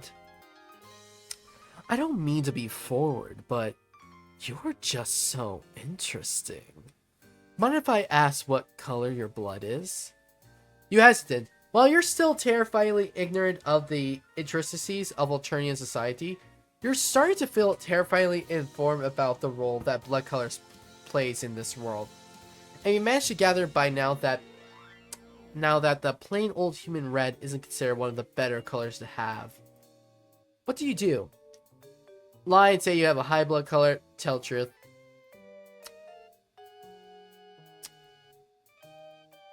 Lie and say you have a high... Oh yeah, I'm about like a magenta fuchsia color. I'm like the royal princess and everything. Totally. Oh, really? It's not that I don't want to be friends with other high bloods, but I'm a busy troll, you understand. So I only befriend folks that I might, you know, want to fill quadrants with someday. Besides, high bloods just don't need as much help in our unjust society. Stay awakened. He plumps his fist in the air and you immediately copy him, but the gesture doesn't seem to be enough to change his mind, but you not being oppressed enough for his taste. So, I just don't think it's going to work out between us. Sorry. Out of his league. Sorry. Yeah. Sorry, you have to be like lower class than I am to get with you. It's just that kind of thing. I gotta help the people who are, you know, down their luck than people who are already way beyond my help. Anyways, tell the truth. Red, eh?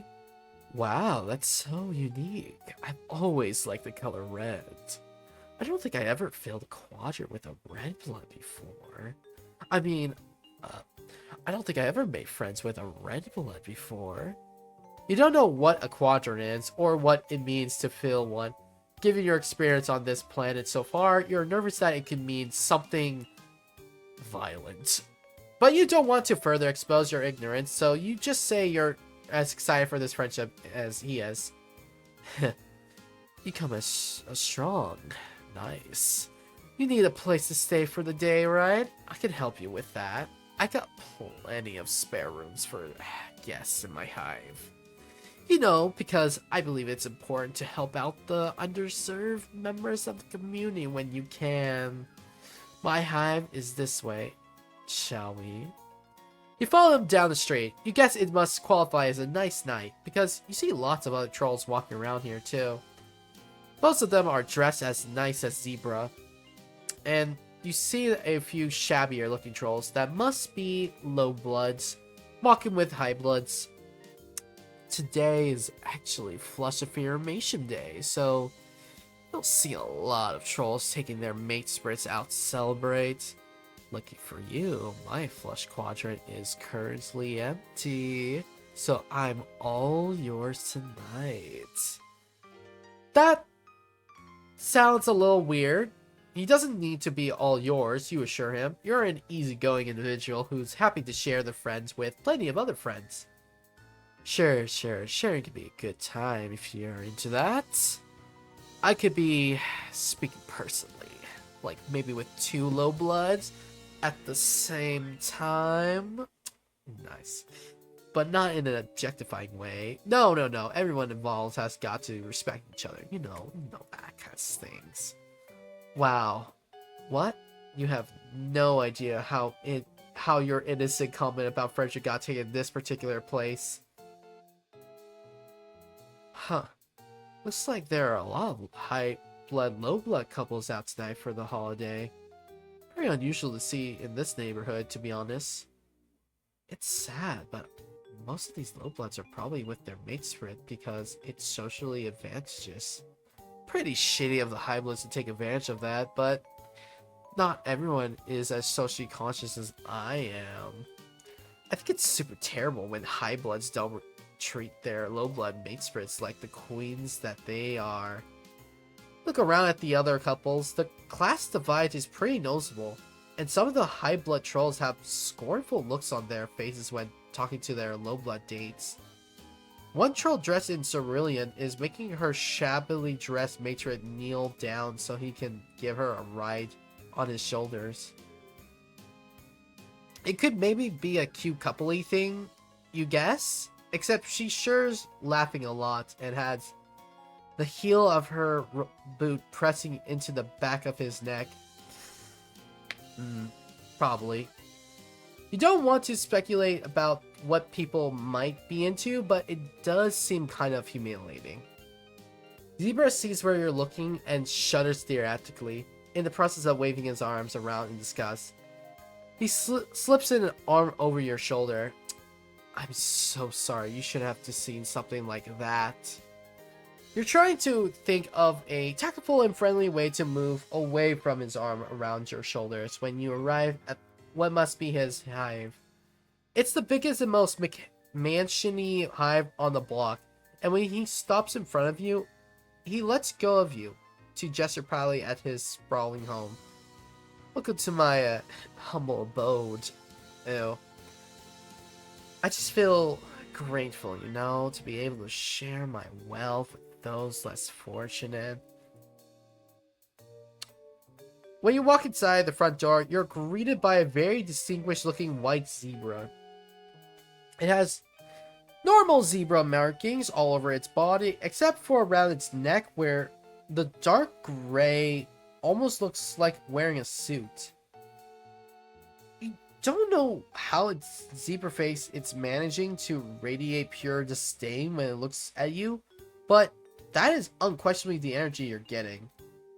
Don't mind my lucid. He's kind of a socially old-fashioned. He's just hates low blood class. He thinks you all deserve to die in a fire and just be, eliminated all entirely off the face of the earth. You know how old-fashioned guardians can be. Disgusting, I know. Anyways. But he lets me keep low bloods around the hive to help out and stuff, so he's not all bad.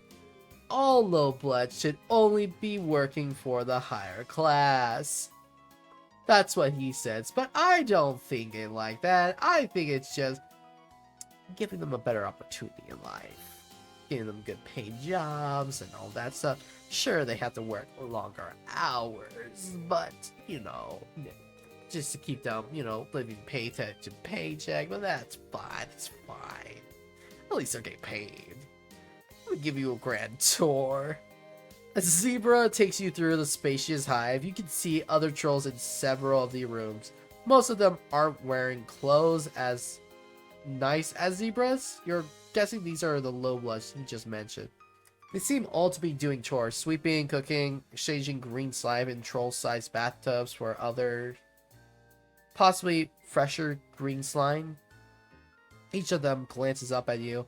The zebra, when you pass by them, looks defensively away. The zebra Lucius is following you, and every time you exit a room, it pauses in the doorway to whinny out what would be orders. Or possibly he's just berating them.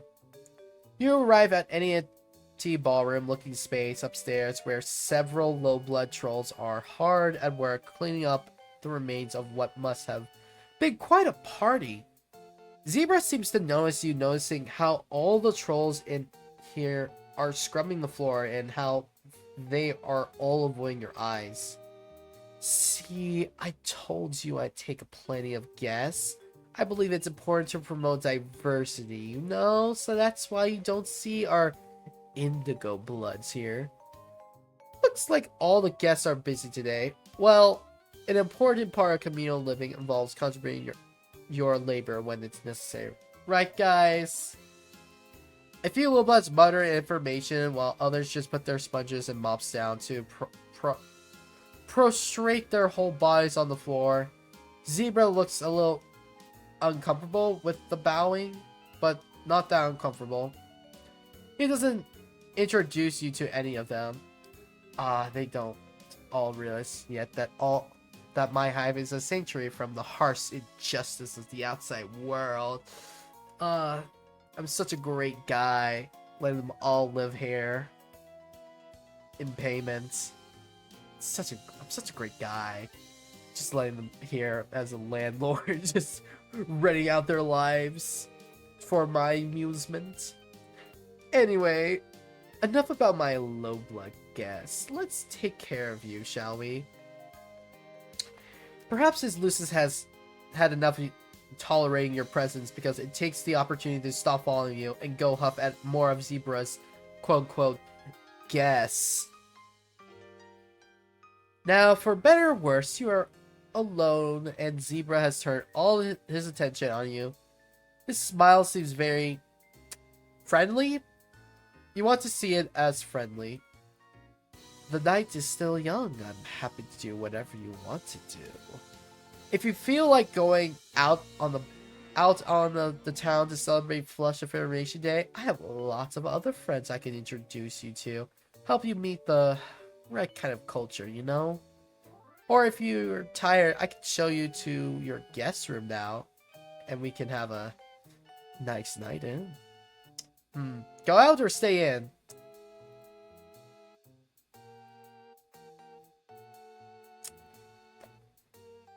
Should we stay in, get laid, or go out?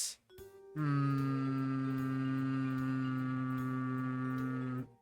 mean, we could chill here. Sometimes, like, a good night on Valentine's Day, you can either, like, chill out, watch some movies, just have a good time, make fun of bad movies, and just relax, drink some nice drinks, and just chill. I think that's my idea of a good night, and you think that going out with Zebra on Flush Affirmation Day might potentially give him the wrong idea, and besides, you're pretty tired, you don't feel like going out. You tell him you're ready to retire to your guest room now. Sure, oh bruh. By the way, have you heard of Chixie Roigsmer? You probably haven't. You don't seem like think you're a very serious music. Oh wait, Chixie! Yeah, we know him. We smoked a bug vape pen with him. We got super high to listen to his music. Vaporwave, yeah. But you've got a great opportunity tonight to learn from me. One of her low-blood musician friends is playing a show for holiday. And I can get us in because I'm super connected in the scene. We should, just in case she's there. Oh, wait, no, Chicks. Wait, am I thinking about Chixie the... Wait, am I thinking about the... Am I thinking about the Vaporwave, or am I thinking about the Bronze Blood singer? I'm probably thinking... My mind's probably thinking about, like, the Vaporwave one, but he's probably talking about the Bronze one. Because I'm pretty sure the one we smoke of, like, drugs with, I'm pretty sure they go by they, them, I think. You could have sworn you told him you wanted to stay in tonight, but okay, you can gather the remains of your energy and go out to this concert with him. That's what a good friend would do. He takes you across town to the concert, only trying to hold your hand or put his arm around you, as a couple of times on the way, so it could be worse. Maybe hand-holding is totally platonic on Alternia? You hope so. The concert itself is one troll with a guitar, and a harmonica who, according to Zebra, is a lowblood whose songs are spreading truly radical messages, almost as radical as Chixie's. You enjoy the tunes as much as you can, but you don't understand what the lyrics are trying to say. You ask Zebra what the lyrics mean, since the message is apparently important to him, but he gets annoyed with your question.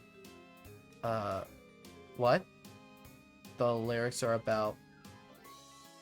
Well, they're about a lot of things. Social justice and oppression and stuff. It's hard to explain to someone who doesn't already get it. Like, if you're not on my level already, I don't know what I can really say, you know? He doesn't fucking know either. But enough about the music. I want to talk about, you. What sort of things are you into? You haven't had many opportunities on Alternia to talk about your interests. But exciting? How exciting! You say that you like playing games, but he's already interrupting you. Cool, cool, sounds great, really interesting stuff. But what's your quadrant situation like that? It's hard to pretend that you know what he's talking about. Now that he's asking you about quadrants directly, you admit that you have no idea what he means by quadrant situation. Whoa, you're even more close than I thought. Don't worry, I still find you attractive. I'm what they call a morosexual. He goes into a brief, but not really brief enough explanation of the 4 types of romance on Alternia. If you were here, I already showed the quadrants and talked about them very briefly and pretty much general sense. Hearts, just basic romance that we know of. Spades, hate, love. Moirails, the diamond. I would say platonic soulmates, your foils, your reflections, your side of the same coin. And then there's the one that's trying to keep the hate fuckers away from each other. Anyways, it goes into a brief, but not really brief enough explanation of the 4 types of romance on Alternia. Mate ship, the flush quadrant, which to you sounds the most analog to human romantic partnerships. More religious, the pale quadrant, which sounds like an exceptionally codependent friendship by human standards. Auspicitism, the ashen quadrant, which you don't understand at all, really. Like I said, the best way I can understand it as a person trying to keep the other 2 from hate fucking. That's the best I can say. And kiss pursuit, a black quadrant, which just sounds like repeatedly hooking up with someone you hate. Yeah. You're fuzzy on the details of all 4 of these things, but you understand enough to get that he's asking if you're single. You tell him that you're, really just want to be friends. Of course, I super respect your choices. If you ever change your mind, I'm right here. And being in a quadrant with an influential yet sensitive and socially aware indigo blood like myself, I could make it a lot easier for you to survive and thrive on Alternia. Says the man who said, oh yeah, those low bloods are just dating high bloods just to help get higher up in the social ladder. And yet this man is doing this, offering the same opportunity. Wasn't he criticizing that kind of high blood, low blood socially advantages relationship? Yeah, I was just saying. Just a few hours ago, it wouldn't be very friendly of you to point out his hypocrisy. Yeah, he's a fucking hypocrite. So you don't mention it. After another song, another troll at the club sidles up to Zebra and whispers something in his ear. Then skulks off again. Zebra looks alarmed, glancing around him and edging towards the club exit. I just got a tip that there's about to be a culling at this concert, so we should probably get out of here. You definitely agree with him about wanting to get out of here. You look around at the rest of the audience, still enjoying the show. You and Zebra are the only ones getting ready to leave. Is he going to warn any of the other trolls here of the danger? Oh no, definitely not. If I were to warn any of these low butts that a culling is coming, that could mean risking my life too. Not that I ever tried, but everyone knows that. The high bloods here will probably be fine though. We've got each other's backs. It's important to look out after your comrades in struggle. Sure enough, you can see that the other trolls here, who much like Zebra, stand out because they're wearing nice clothes, are casually but urgently leaving the concert venue. The low butts are all still clapping and singing along with the singing on stage. No one has given them a tip off. Come on, we got to scram. The two of you abscond, getting away from the music club as fast as your legs can carry you. By the time Zebra decides it's safe to slow down, you are tired and out of breath. Looking around, it seems like you've arrived back at the high blood part of town. You wonder if drones have descended on all of those trolls at the club by now. And you just can't hear it because this neighborhood is too far away, closed off, and sheltered from the violence. Phew, that was a close one. Going to low blood cultural events like that can be dangerous, but it's one of the risks that you have to take if you want to be an activist. Can't tell you how many times I risked a culling to fight for low blood rights. Dude, you just went to a fucking concert. That's all you did. You just paid for money. Like, I love supporting everybody. Not like advertising like, oh yeah, I'm going to this place, so everyone wants to come along with me to support against the ruling class. Nah, I'm just gonna go there. I'm pretty sure most of the song lyrics were just fighting against insulting high bloods. And the high bloods are like, oh my god, such great music. I wish I understood the lyrics of these sophisticated low bloods. Oh, they're so amusing. Civil disobedience is the only way to fight the authoritarian state. He turns to you and takes one of your hands in both of his, looking deep into your eyes. I just think it's so cool how you're supporting me back there when we risk our lives for the cause. It's probably the best way you can contribute as an activist and ally, you know, by supporting me. And speaking of activism, we were talking about quadrants earlier. Let's get back to that. Anyways, you want to go back to my place? This guy just does not want to take you for an answer. Once again, reiterate that friendship is what you're looking for here. He nods enthusiastically and squeezes your hand tighter. Fuck yeah, I love friendship. I've always believed that a strong friendship is the best foundation for any successful romantic relationship. And many trolls start by being friends first and enter into a quadrant later. Even if you try to be friends but then fight too much, that can still prepare you for a calumnious quadrant. Either way, the thought of being your friend makes my blood pressure beat a little faster. Sure, that you say, if what we're doing is extolling the benefits of friendship, then boy do you have some things to add to his list. For instance, friendship can give you a sense of platonic companionship with your fellow man, and friendships can also come in handy when you need someone to help you move or take you to the airport, or other non-romantic activities. You think friendship is a great thing to pursue for its own merits. Friendship is so great that once you have it, why would you want anything more? Hell yeah. Totally, you are so right that friendship is a great first step. Did you enjoy the concert tonight? Did it persuade you to be an ally for a low blood rights? You think that, going by your blood color and how often you have almost gotten killed by those more powerful on this planet, you're more likely a member of the oppressed underclass than you are an ally. But you decide not to split hairs and just tell him that yes, you'll be an ally to yourself. That's fantastic. I'm so happy to hear that. If you're an ally to low bloods, then I'll allow you to be my mate spread. Friend, you correct him. You can be his friend. Right, sure, yeah. I meant to say friend. But let's go of your hand finally, which at least counts for a particular... Let's go of your hand finally, which at least counts for a partial victory, and winks.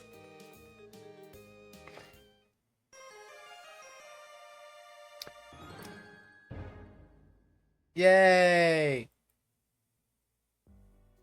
God, I hate them. At least the others are like straightforward, like, oh yeah, don't worry, I kill low bloods for just for pain supplies. It's all that. Oh yeah, I mind control them and be manipulative girl boss because I do it for the views of my fans. Because unfortunately, if I don't be sinister, my peers and higher ups will kill me for seeing any weakness. At least I get that sense from those two. At least they're honest about the shittiness of their lifestyle. But that guy is just, fuck, I hate him. Fucking hate him. Okay, let's go out on a date. You're not crazy about the idea of being alone with this guy for the rest of the night. Plus, if he's as popular as he's saying he is, that means more potential friends for you to meet. You tell him that you're interested in going out. Cool, cool. That sounds like a great time. I'll just go get ready. Actually, I think I'm more in the mood of a nice, quiet night in. Maybe television streaming service and lower temperature, if that's cool with you. Okay, so no matter what you suggest, he suggests the opposite. Okay, that explains a lot, honestly. Maybe a television streaming service and lower the temperature, if that's cool with you. Boy, if that has the same connotation as it does on Earth, it's not cool with you. You stumble through expressing some misgivings, but he talks over you. Great, sounds like we both feel like staying in tonight. I'm not gonna lie, I'm psyched to stay in and have you all to myself. I just want you to feel comfortable, whatever we choose to do. You're not sure why he asked what you wanted to do, since your preferences doesn't seem to matter much. My Lucius and my guests have probably prepared a delicious meal for you by now, but let's finish the tour first. I assume you want to see my room? You tell him, sure, bedrooms are a great way for the people to express their personalities, and as his friend, you are interested in getting to know him better. He doesn't seem to have heard a part of the sentence, but it's okay. Hopefully he got the gist. When you get to his enormous room, it's decorated with posters of musicians on the wall and what seems to be social justice slogans. One poster has a symbol with clawed hands in several different colors coming together to hold a trident with the word unity underneath it. Another poster features a rainbow of colors ranging from rust to olive green that proclaims him to be a low blood ally. Two other low blood servants are in here, one of them standing on a stepladder to dust some high shelves while the other crawls around on the floor, scrubbing and picking up wrappers that Zebra seems to have just littered there. My dude, you're a slob? How dare you? Pretty sweet place, right? Look confused by the posters. Your music taste probably isn't refined enough to have heard of my favorite bands. I listen to subversive musicians that speak truth to power.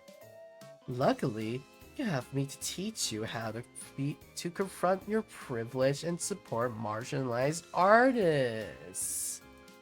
Also, did you notice my rad pile? It's a perfect setup for feelings jam with your moirail. He winks at you. You don't know what a moirail is or what he means by feelings jam, which sounds like a theory. It could be a nice thing, but maybe not, given the sleazy way he says it. You tell him that it looks like a very nice pile of things.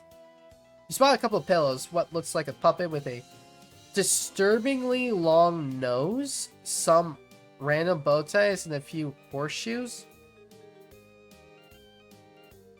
A puppet with disturbing long... Does Zebra have a smuppet?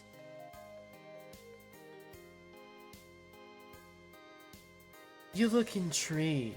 Want to lie down for a second? We don't have to do anything, but sometimes it can be nice to just, you know, pacify each other a little bit. He sprawls on a pile in what he probably thinks is an enticing way, like he wants you to draw him like one of your French girls. Oh deal. You turn away to try and hide the disturbed expressions on your face, because turning down his advances probably isn't the best way to secure his friendship. As your eyes cast about the rest of the room, you notice that the low-blood servant scrubbing the floor is having a coughing fit. You can tell that she is trying to cough unobtrusively, but it seems like she's hackering her lungs up, with each big cough racking her whole body and making her shoulders shake. Return, you crouch down by her side. She jumps when she knows you're concerned, and mumbles that she's fine and that you don't need to worry, but she doesn't look fine. Now that you're getting a closer look, you can tell that she seems to be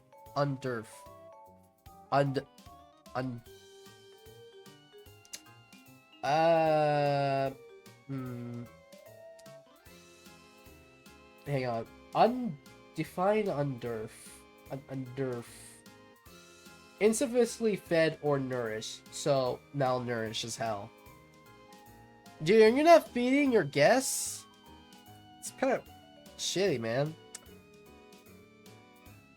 Okay, underf and exhausted, with sickly shadows on her face and scraped up knees and elbows. She looks bad, and you know bad, considering how much of your time you've recently spent stumbling around with various excruciating injuries. You mention to Zebra that his guest, it's not looking so good. He frowns. Get up from his pile of stuff and come to investigate, blinking down at you in confusion, not sparing glance for the low blood. What are you even talking about? The servant tries to go back to her scrubbing, but she struggles with coughing and scrubbing simultaneously. It's hard for you to watch. Surely she would feel better if she took a break and ate or drank something. You asked Zebra about that hot meal he said was being cooked for you. Maybe you could give some of it to this poor sick troll? Jeez, you're making me look bad. There's no way a guest in my house could be going hungry. I respect low bloods and do everything in my power to take care of them. What, you think you're a better ally than I am? Considering your status or lack thereof on this planet, you're not sure you count as an ally so much as a member of the oppressed underclass. But you let that slide. You hasten to explain that you didn't mean to criticize him and you're sure he's doing a fine job at being an ally to lowbloods. Yeah, well, it's not easy. Whatever. Maybe we should go eat now. I don't feel like having a feelings jam anymore. You ruined my groove. Sorry, you ruined the zebra's groove. You must be beaten to a pulp. He turns and leaves the room without showing any sign that he'll do something for the sick lowblood. Mouth an apology to her behind his back, and she just gives you a tired wave and goes back to scrubbing. Yeah, this is the reason why I fucking hate him. Zebra leads you downstairs to the dining room. where his Lucius is supervising a team of lowbloods, settling the table with what looks like a 4-course meal. You look at the Lucius zebra face is now even more disdainful than before, and his bow tie seems angrier. Looks like dinner is almost ready. Cool. I wonder what's for dinner.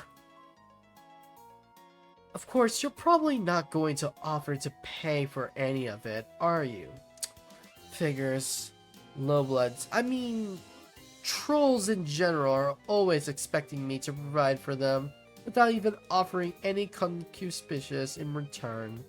For once, you're kind of glad that you're unfamiliar with his alien vocabulary and innuendo. You have absolutely no money, which he definitely knows. You can pay him back for the dinner in friendship? Yeah, well, I'm not sure if I want to be friends with someone who has problems with the way I do activism. I have it on good authority from every other highblood I know that my intersectional praxis is valid. You stumble over your words in your haste to assure him that you're in no way meant to say he's not valid. You never met a troll so valid.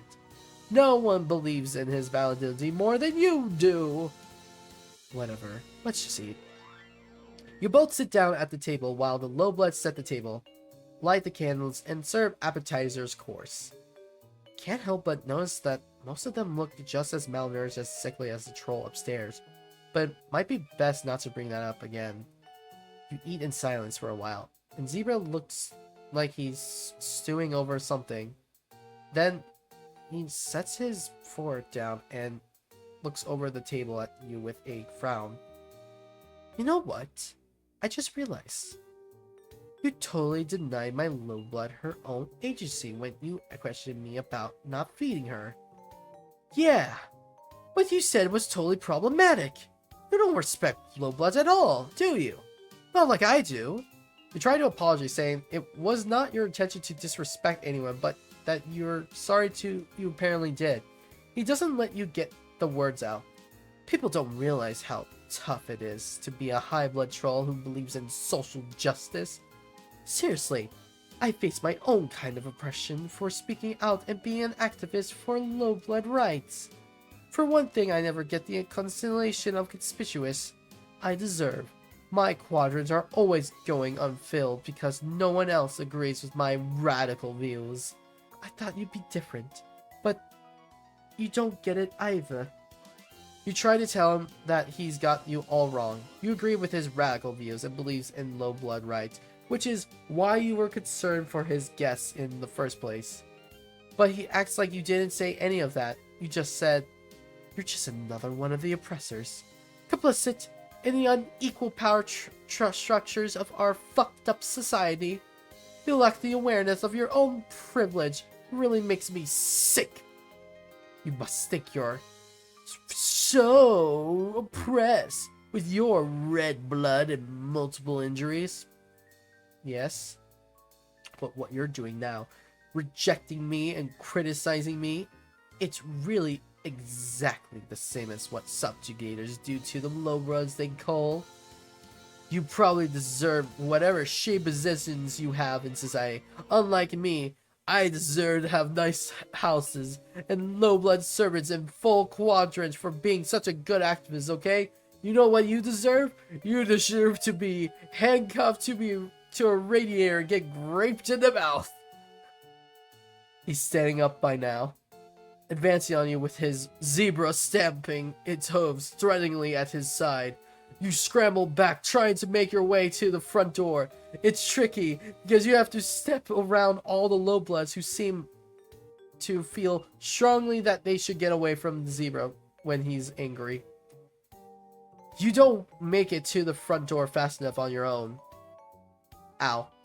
With a terrifying echoing scream, Zebra's Lucis rears up on its hind legs and strikes you with its hooves, and battering you through the front door, and breaking some of your recently healed ribs again. Take your privilege and offensive views. Get out. Anyone who doesn't respect lowbloods is not welcome as a guest in my hive. Get out. Game over. It would behoove you to stay away. Honestly, that's a good ending for me.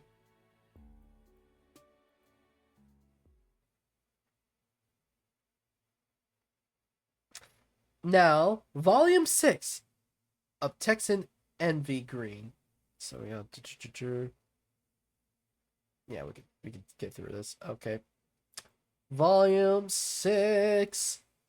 Armed with your fresh heaps of hard-won cultural knowledge, you continue on your journey. Troll life sure is complicated, not to mention troll romance. You really aren't interested in getting into all of that. Your life is complicated enough, and adding an additional level of angst on top of that does not sound ideal. Friendship is about all you can handle right now. And boy, do you love to handle it.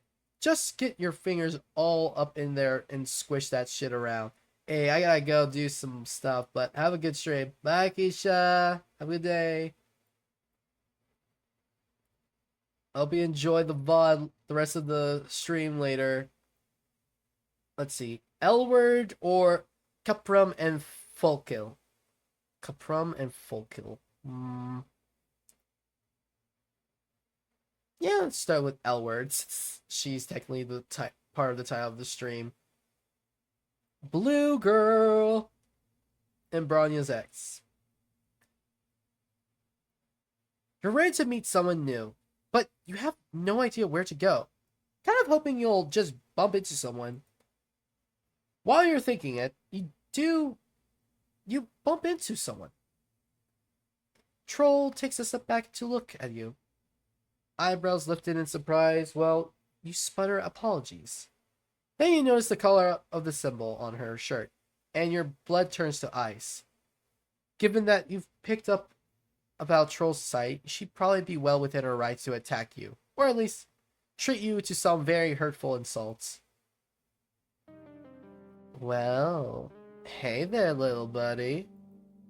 You look kinda lost. Everything okay?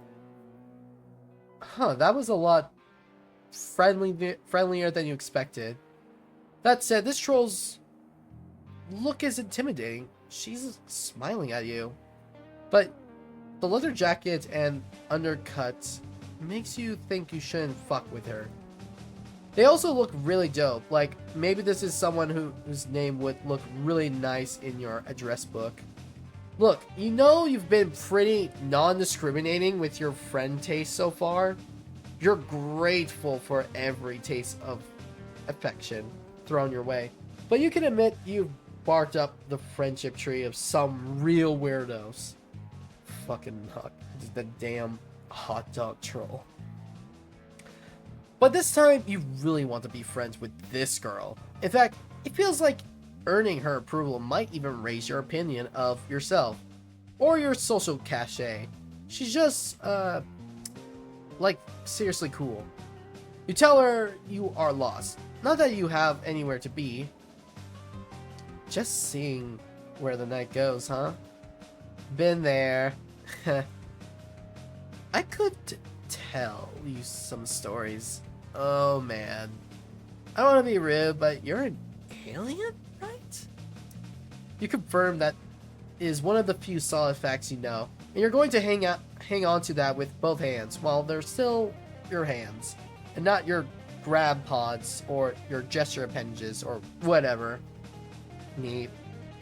You can call me Elward, by the way.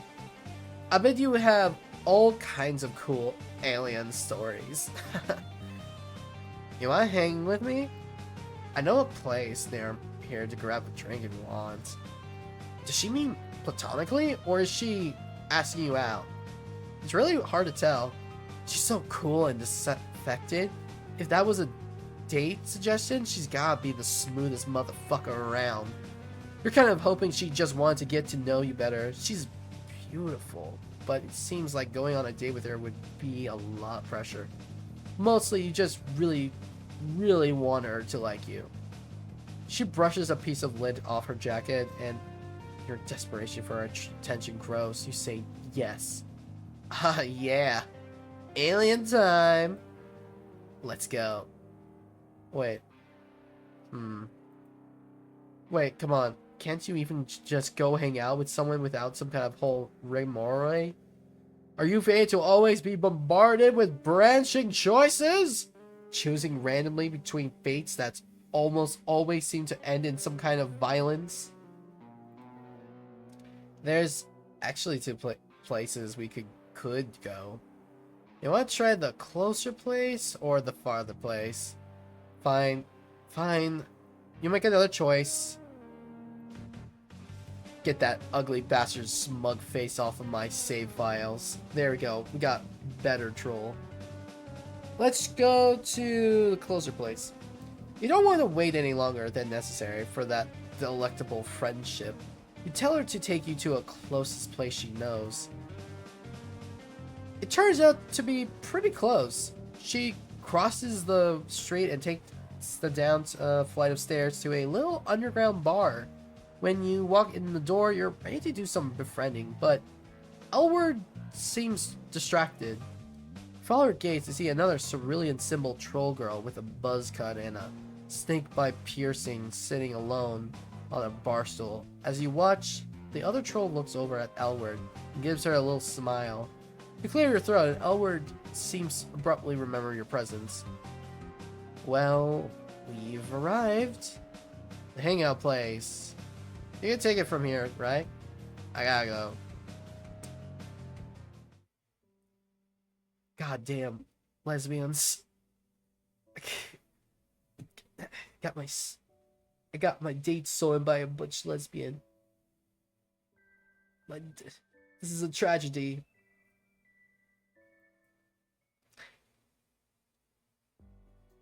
Anyways, let's go to the farther place.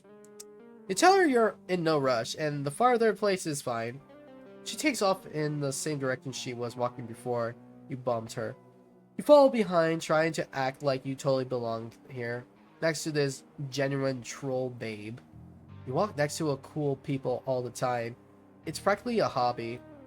After a couple of blocks, though, she stops short. You narrowly avoid bumping into her again. She finishes her palm husk out of her pocket, and you can see that it's vibrating noisily. She looks at the screen and theoretically rolls her eyes.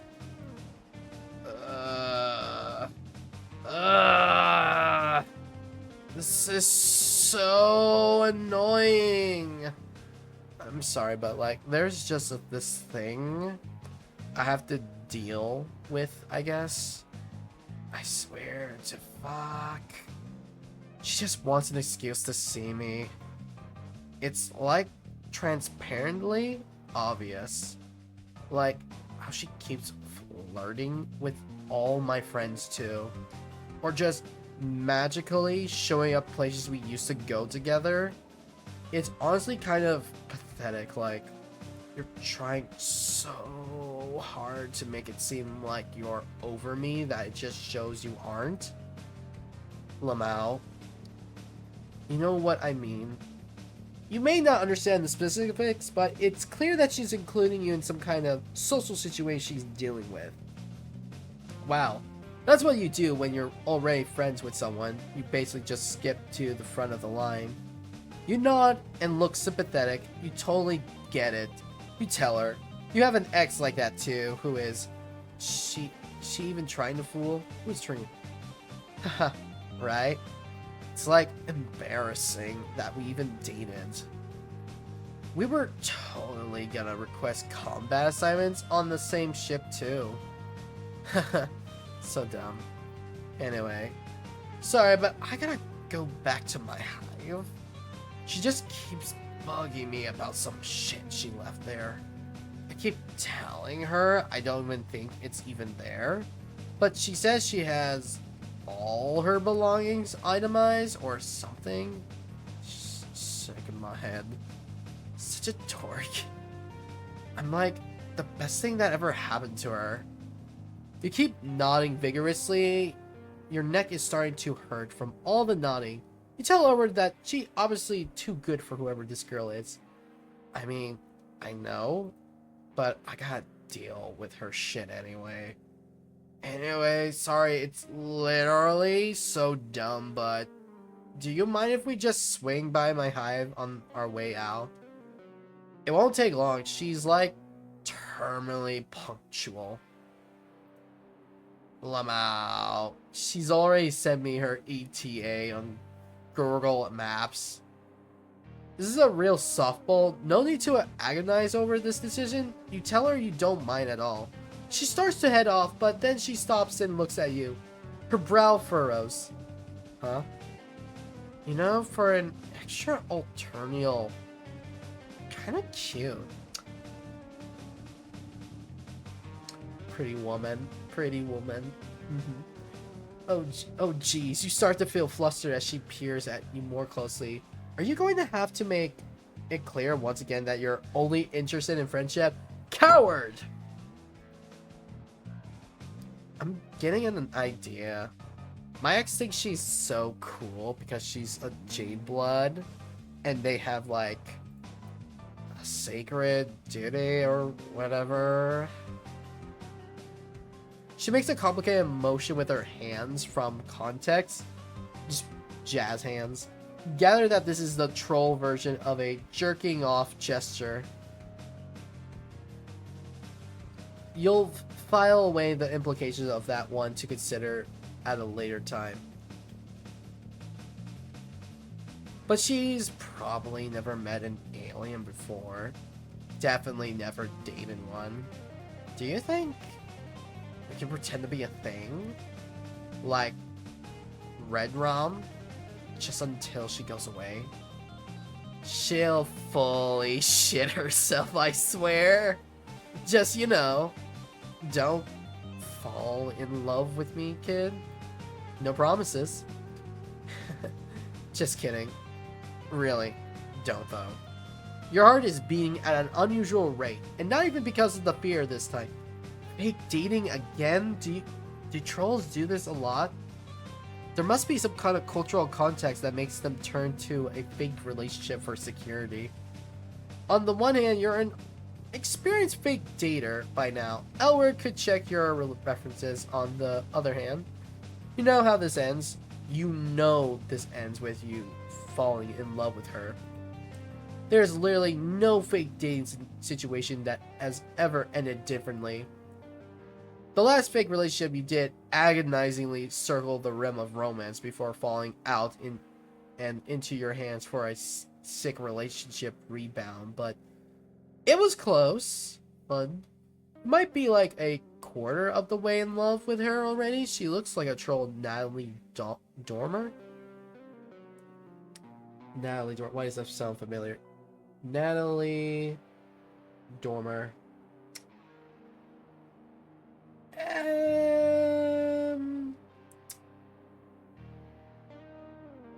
Have I seen this face before? No, this is my first time seeing her. I mean, she's alright. She's alright, I guess. It is definitely way too dangerous to say yes to this. I'm thinking fake date casual will lead to progress, but fake date would be like being too desperate. Fake date!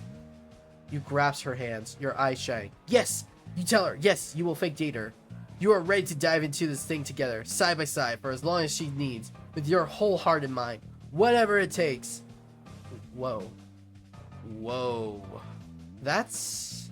You were like really ready to go for it. Like about to jump right in. Maybe this was a bad idea. I don't want to lead you on. Oh no, you way overdid it. You shrink back mortified. No! You tell her, you weren't gonna fall in love. You weren't even thinking about you weren't even thinking it. Just thinking about helping her with her awkward situation. Uh-huh. Hey. You mentioned your ex earlier, right?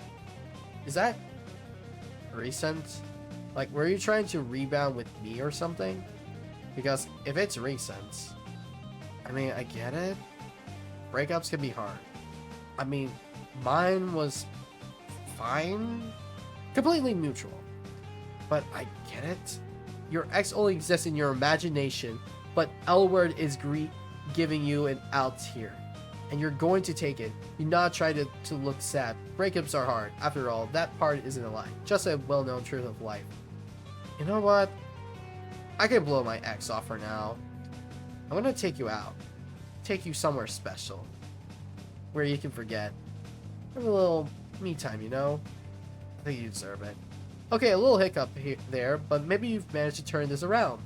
You feel bad that she thinks you're newly heartbroken, but it's comforting that her reaction is trying to cheer you up, rather than pouncing on you at your most vulnerable like some other trolls would do. Zebra!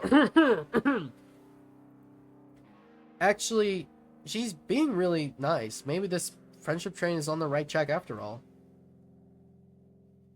Oh, this is like a chill place. Albert takes you to what appears to be a coffee shop. It has all the trappings of a coffee shop. Mugs, bean grinders, fiddly little machines with tubes, tables with people working on husk tops. The smell in the air is not coffee though, it's something earthier and a little spicy. You're gonna guess ground up grubs? Just a hunch. Here we are. Let's get something to drink and wait for it to start. You let her choose your drink. She brings you a steaming mug of something hot. You sip it cautiously. Not bad at all. No legs floating in it or anything. Just so you know, I don't know what your deal is, but this place is kind of girls only. You're an alien, so no one's gonna even ask, including me. But just so you know the deal, don't worry though. If anyone does ask, I'll just say you're here with me. Plus, cute, so no one's gonna mind. Wink. Wink wonk. You feel your face get hot. Wait, no, you're hot. You're not fake dating. You're fluttery feelings here. Cool. You tell her you love this place alright. I love you. I mean, I love this place. Wait, what is this place?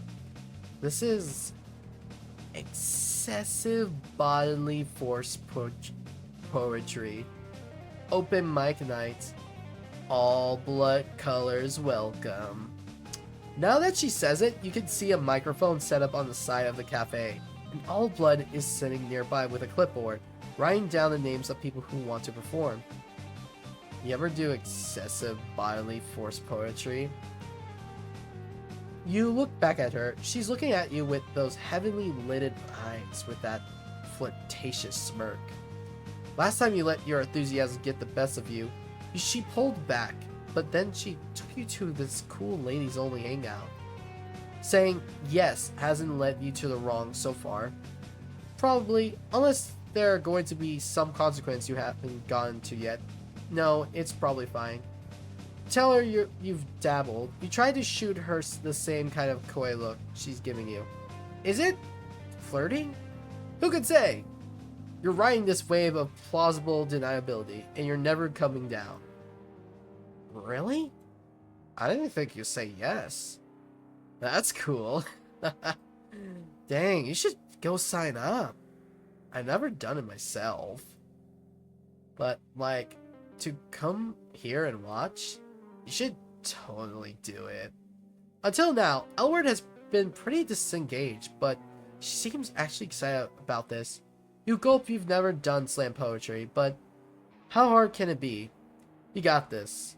You go up to the Olive Blood and put your name down on the list. Yeah, it's Pabstite Critter. PABSTITECRITTER. Pabstite Critter.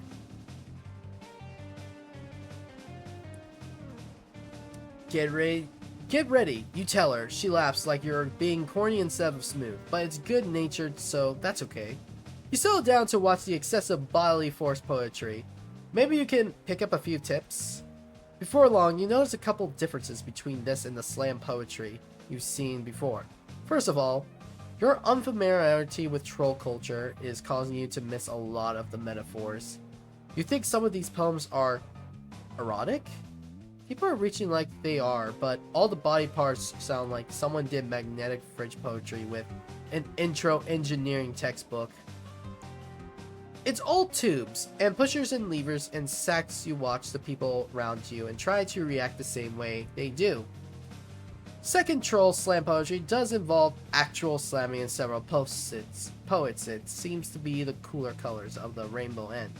Their performances with acts and passionate violence against nearby chairs, tables, and even members of the audience. Artists, you guess, temperamental. Elward doesn't seem surprised. One troll with dark purple symbol breaks the mic stand in half over her knee. Elward sits up a little straighter, popping the collar of her jacket a touch higher and adjusting her hair. God, I'd die if she looked at me that way. Oh, Mal. I wish I was that mic stand. I've never had a girl that mean. I always go for a good girl, spades. Thinking I can change them, I can make them worse. Like, it'll be different with me, you know? If our hate is true enough. It's a bad habit.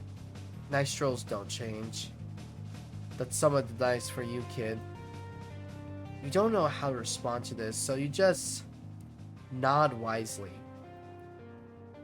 If you're being totally honest with yourself, seeing Elward fluster makes you a little flustered too. Not that you're changing your mind about only wanting friendship, but you wouldn't mind if she looked up at you a little bit of a... she's giving the purple blood. It's just a grape, man. It's gonna grape you in the mouth. Finally, it's your turn to perform. You got into the show. You forgot you were actually going to do this. Now walking up to the front, you wish you could forget again. You clear your throat. Silence. Then a flash of inspiration hits. You had trouble understanding the troll poems because of the socio-culture differences. So maybe if you lead your piece with references to your own world, you'll just assume it's good. You start listing body parts you have. Knees, spleen, shoulders, your toes, and a few celebrity names. Adam Sandler, Jack Black, Fred from the Fred's YouTube series, Steve Jobs, Rita Moreno. Then you put on the most serious poetry voice you can and say, Numa numere, Numa numere, Diso na se ratanitane, Plantanatine. You know, after this, we're just gonna watch the music video and jam to it. Another idea hits you like a wet fish to the face. Maybe you end this with some kind of violent gesture, like the Purple Blood Girl did. Elward will like you more. You seek out her face in the audience and looking right into her eyes and slap yourself in the face as hard as you can. Just punch yourself. There's a smattering of lackluster claps. No one looks impressed. A few grumbles echo around the cafe. Woo! Yeah! Woo! You think it may just bombs your budding confidence is hit with a big load of shame, setting like a wet concrete. But when you get back to Elward, she's grinning. Damn. That wasn't what I expected at all. It was pretty funny though. You must have some real abdominal sausages to get up there and perform like that. Nice job, alien. She gives you a wink. You start to perk up a little. After all, you don't need to be friends with the rest of the people in the cafe, just this one. Cool troll girl. And it looks like making yourself look dumb was about brought you two closer together. Honestly though, I'm surprised you didn't do a piece about your breakup. Oh right, you completely forgot about your breakup, or rather, your fake up. Elward leans forward, her hands splayed on the table, her black claws gleam in the low cafe light. You can tell me about it, if you want. Like, I'm over my breakup, but if you want to talk about yours, it's fine. I know sometimes it's like, just really on your mind. Just right in there. You're starting to feel even less great about lying. You fidget uncomfortably in your seat. No, you know what? You're supposed to be making a friend here. Yes, in the past it's been advantageous just to go along with whatever people say until they like you. But you and Elward are really connecting. You don't want her to just to like you because she thinks you're sad. You want it to be real. You take a deep breath and tell Elward you don't have a reason X at all. You tell her you were just trying to come in Surrey. The atmosphere immediately shifts. Elward sits back and the warmth goes out of her face entirely. What? Really? Oh, that's not really cool. Oh shit. Oh no, she's going away. No, Elward, no. No, please.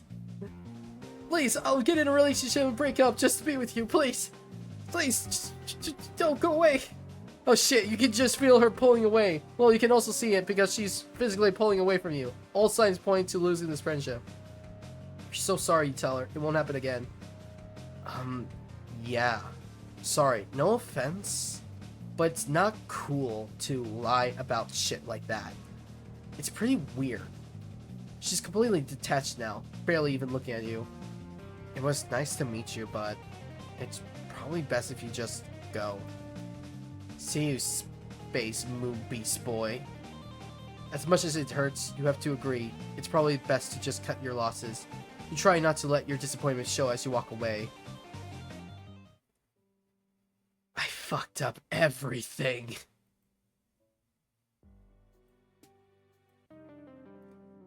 I keep forgetting this game is not a dating sim. It's just a French sim. Fake date. Yeah, we can just chill out. Yeah, we can fake date. You say that could be cool. You say it's super casual, like you pretend to be in relationships with aliens every day of your life. Albert grins, clearly pleased. You're sure this was the right choice. Then again, you've thought that before, only to end up in terrifying, painful situations. But you're pretty confident this time. It'll be fine. It'll be fine. That's great. Thanks for doing me a solid. I'll owe you one. She shoots you a finger gun and winks. In what is now a deeply familiar story beat, Elward takes you back to her hive. It's pretty messy. You can understand why your ex would have a hard time finding something she left here. Yeah, there's a bunch of shit everywhere. This is ridiculous. How can you find shit in here? Is that a Slurpee cup? Why do you have a Slurpee cup? Never mind. We'll move past that. You don't see any signs of a Lucis, but it's probably rude to ask about that. What with how often trolls and other animals are murdered in this society. You ask Yeller if she should get your story straight. Like, how did you meet? How long have you been dating? Who is funny? Who is the funny one? And who always gets to choose the food on date nights? Yeah, I got like a 3,000 word backstory for us to memorize. I'll be quizzing you on my fave movies. JK. I'm not worried. Well, we can just wing it. I think she's here anyway. Sure enough, you hear a crisp lock on the door. Elward leans against the nearest wall and crosses her arms over her chest, looking bored. Come on in, girl. Branya! Another troll enters the hive. Hey, wait a second, you know this one. This troll is already your friend. That might be a good thing, but it might also ruin your chances with your friend you're currently chasing. Pretty sure this is like the second time a troll's crossover. The first one was Aradada helping us dispose of body of the hot dog troll, Diamond. I don't think I've seen anyone else so far lately, but yeah, Brian's like the second one to appear in someone else's volume. Okay. That might be a good thing, but it might also ruin your chances with the friends you're currently chasing. But maintaining your existing friendships is important too. You're going to have to find a way to balance this. She doesn't seem to have noticed you yet. Hello, Elward. We can make this the last time we have to see each other. If you would just hand over my favorite sweater. I don't have it. I don't know how many times I gotta tell you. It's very simple. 1, I was wearing it over here when we broke up. 2, I keep careful track of all my belongings. 3. You think it's funny to antagonize me. All signs point to you having it. I don't want to fight again. Isn't it nicer if we collaborate? Who's fighting? I don't even remember what your sweater looks like. I don't really think about it. Or you. Or at all. Ever. Emotionally dishonesty is a barrier to helpful communication. Oh, God, you're so lame. I'm not one of your little jades who have to listen to this crap. Okay, whatever. I'm not gonna get dragged back into this. You're interrupting my date, Branya. More like boring ya. Lamo. I'm actually trying to hang out with someone who's not you right now. A real cutie. Oh man, oh no. Elward makes a lazy gesture at you as if to indicate that pointing you out to Branya is barely holding her interest. You look at Branya, try to smile. You left your hand in a tentative way. Hi? You say? Branya is taken aback. She looks back and forth between you and Elward a couple times, trying to make sense of the situation.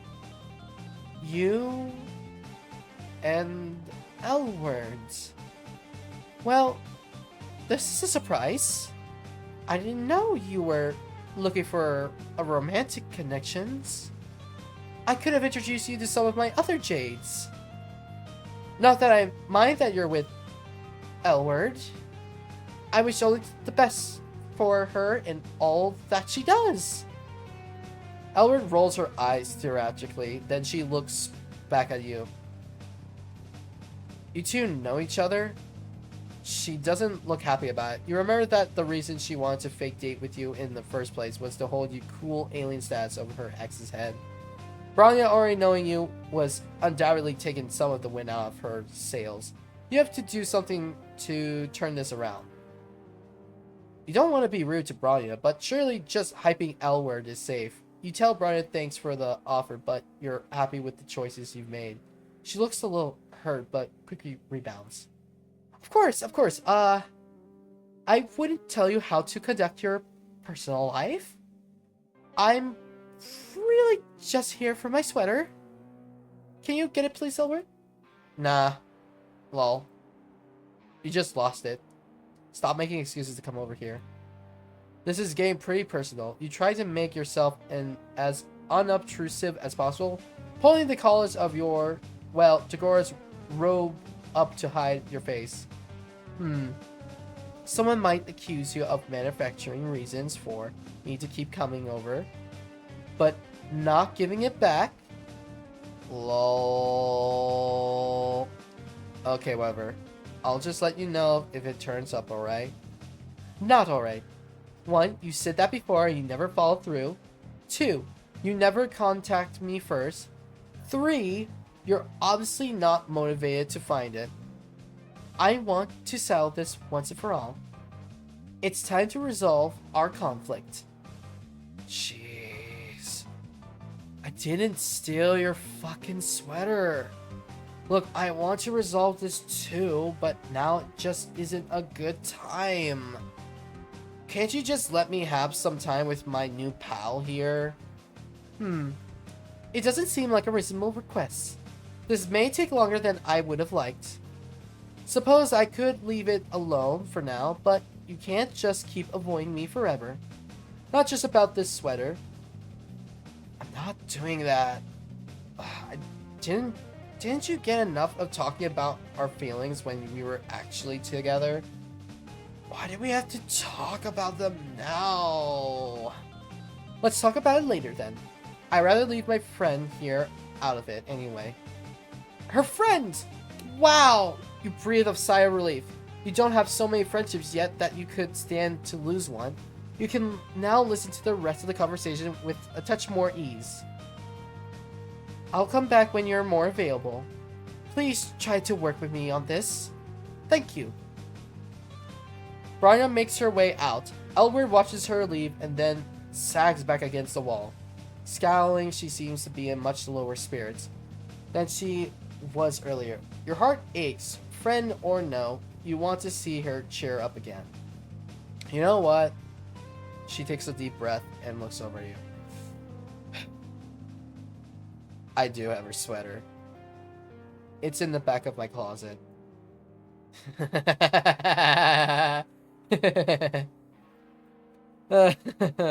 What just happened here is an opening.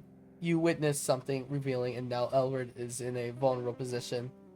You don't want to push her on her. You don't want to push her or annoy her, but she did loop you into this. You can't waste this opportunity. It might be worth it to take a risk. You say hesitantly that it seems like Brian was really desperate. Like, she's totally not over it. I know, right? I told you. You say that. Also, it's okay to not be over it 100% yet. That even if a relation was wrong and you're way better off without it, sometimes you can still feel a little sad, and it's fine. In fact, you say it can make you seem emotionally deep in an extremely cool way. You give her a little smile. She smiles back. Thanks for saying that. You're really nice. You didn't have to do all that for me. Sorry for bringing you into this mess. Did you still want to get that drink? You're a good friend. Your heart overflows. You beam a brilliant smile at her. You feel the warm bloom of friendship opening its sweet petals in your heart. Friendship achieved. Yes! We befriended the cool blue troll. Hooray. And now, it's time for... the other two. Cuprum and Folko. Wandering deeper into the city, you wash up on the shores of what looks like a rougher part of the town, comparatively. Everything about Alteria is rough, but down here the streets get narrower. Dingier, the buildings are run down, streetlights flicker, and the patrolling drones look less inclined to serve and protect and more likely to shoot you and claim it was self-defense. You haven't seen any tracks, but if you had, this place would definitely be on the wrong side of them. Again, empathetically, you don't know what you're talking about. Everything you know has been gleaned from exceedingly painful trial by fire.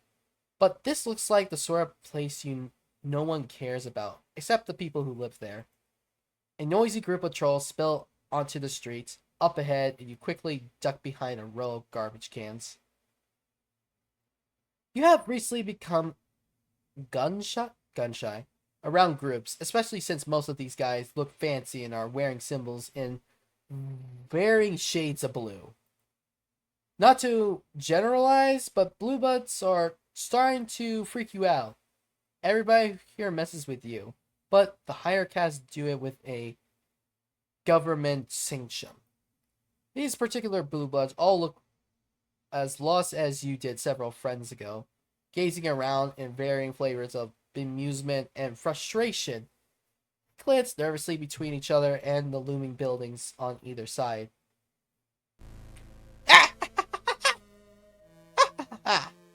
LOL.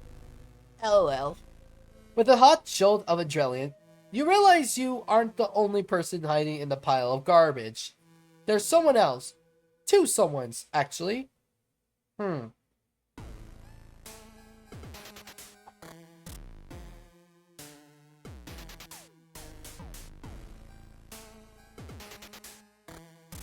Sorry, I thought I heard something. Anyways, what you initially take as one large lumpy troll resolves on a second glance into two smaller trolls, a girl and a boy. The girl is clinging to the boy's back, like a very greasy sloth. It looks like a pretty precarious position, in your opinion. You've recently become an expert in falling down. They're both skinny and stringy, and damn, you thought that smell was from the garbage, but it might be them. Well, Blue's just busy living their pathetic lives, walking out of their hives, straight into our trap. Idiots. Never see it coming. You ask if they mean the trolls out on the street. Probably you should just mind your own business, but when the fuck have you ever done that before? Also, it's nice to see someone besides you getting mocked for once. You kind of want to join in on the mocking. Who the fuck are you? Where'd you come from? A trash creature. Born out of trash. Lol. Well, so much for not getting mocked. These two are probably equal opportunity mockers, though. They mock everyone, kind of like Pulpa had been with a murder. Sounds fair. They're probably sniggering. You can't help thinking you are being called out. Let's do stick up for yourself or take it lying down. Stick up for yourself. Let's go. Let's stick up for ourselves. You put it to them offhandedly that perhaps it is they who are trash creatures, since they are the ones who smell like they've been rolling in it for the past few days. For some reason, this makes them laugh even harder. Caprum, check out the badass we got here. Motherfuckers when freaking Kool-Aid Nerdlord talks back. Why don't you run and cry about it? Yeah, go tell your Lucis on us. The girl tugs at the boy's hair and then they're off, cackling and running up the street with a weird stumbling gait. They leave you all on your lonesome. Fresh friendship opportunities withering on the vine. You probably dodge a bullet, but you can't prevent the oncoming. It's for the best. Take it lying down. You never thought about what a weirdly sexual idiom that is. Regardless, you decide to swallow your protest. Hey, that's pretty sexual also. Thanks, English language. You're welcome, human who speaks English. You don't want to start out a friendship with hostility. If you had parents, they would have told you that two wrongs don't make a right. You could argue it isn't worth trying to befriend people who open with insults, but that's just how people are here. You gotta roll with it. You gotta get out of town, and since you literally can't go anywhere, you'll just roll. And you really want more friends. Addiction is a powerful thing. You admit that you don't have a Lucis and that you are pretty used to insults these days. You include an infected shrug to demonstrate just how easily everything rolls off your back. You add a concentrated little kick at the pavement and hang your head even if you aren't quite sure what you did wrong. Lol. Rusty dunks on their own damn self. Don't have to do shit. This could be kind of relaxing for us. The girl turns her weird spirally face towards you. You should come hang out. Wait, what? You want to hang out with this bottom feeder? They look like a huge drag. I already have enough dead weight with your ass to drag around. Oh man, you really hit the jackpot with these guys. 2 friends for the price of 1. To answer your earlier question that you may have forgotten you asked, Cuprum hacked their Palm Husk GPS to bring them down here. Idiots can't do shit without their fancy tech. The Blue Bloods are arguing now. Somebody throws a punch. Someone throws a punch. You figure it's a good prank if a little mean-spirited folkgirl stops yanking at Caprum's hair and looks at you. Wow, you really are pretty basic. Hey, Caprum. She gives his hair another yank, like it's his reins and he's her horse. Caprum grins, showing a bunch of big, blunt teeth. He raises a hand that crackles with white, hot energy.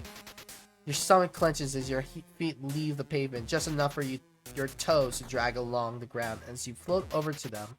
For a few seconds, you have zero control over your body. Cuprum lets you go, and you land hard enough on your heels. Make your ankles twings. One of the flickering street's lights shines down on full Kyle's face. What you had initially taken as deep-set eyes are actually no eyes. They're black holes in her face.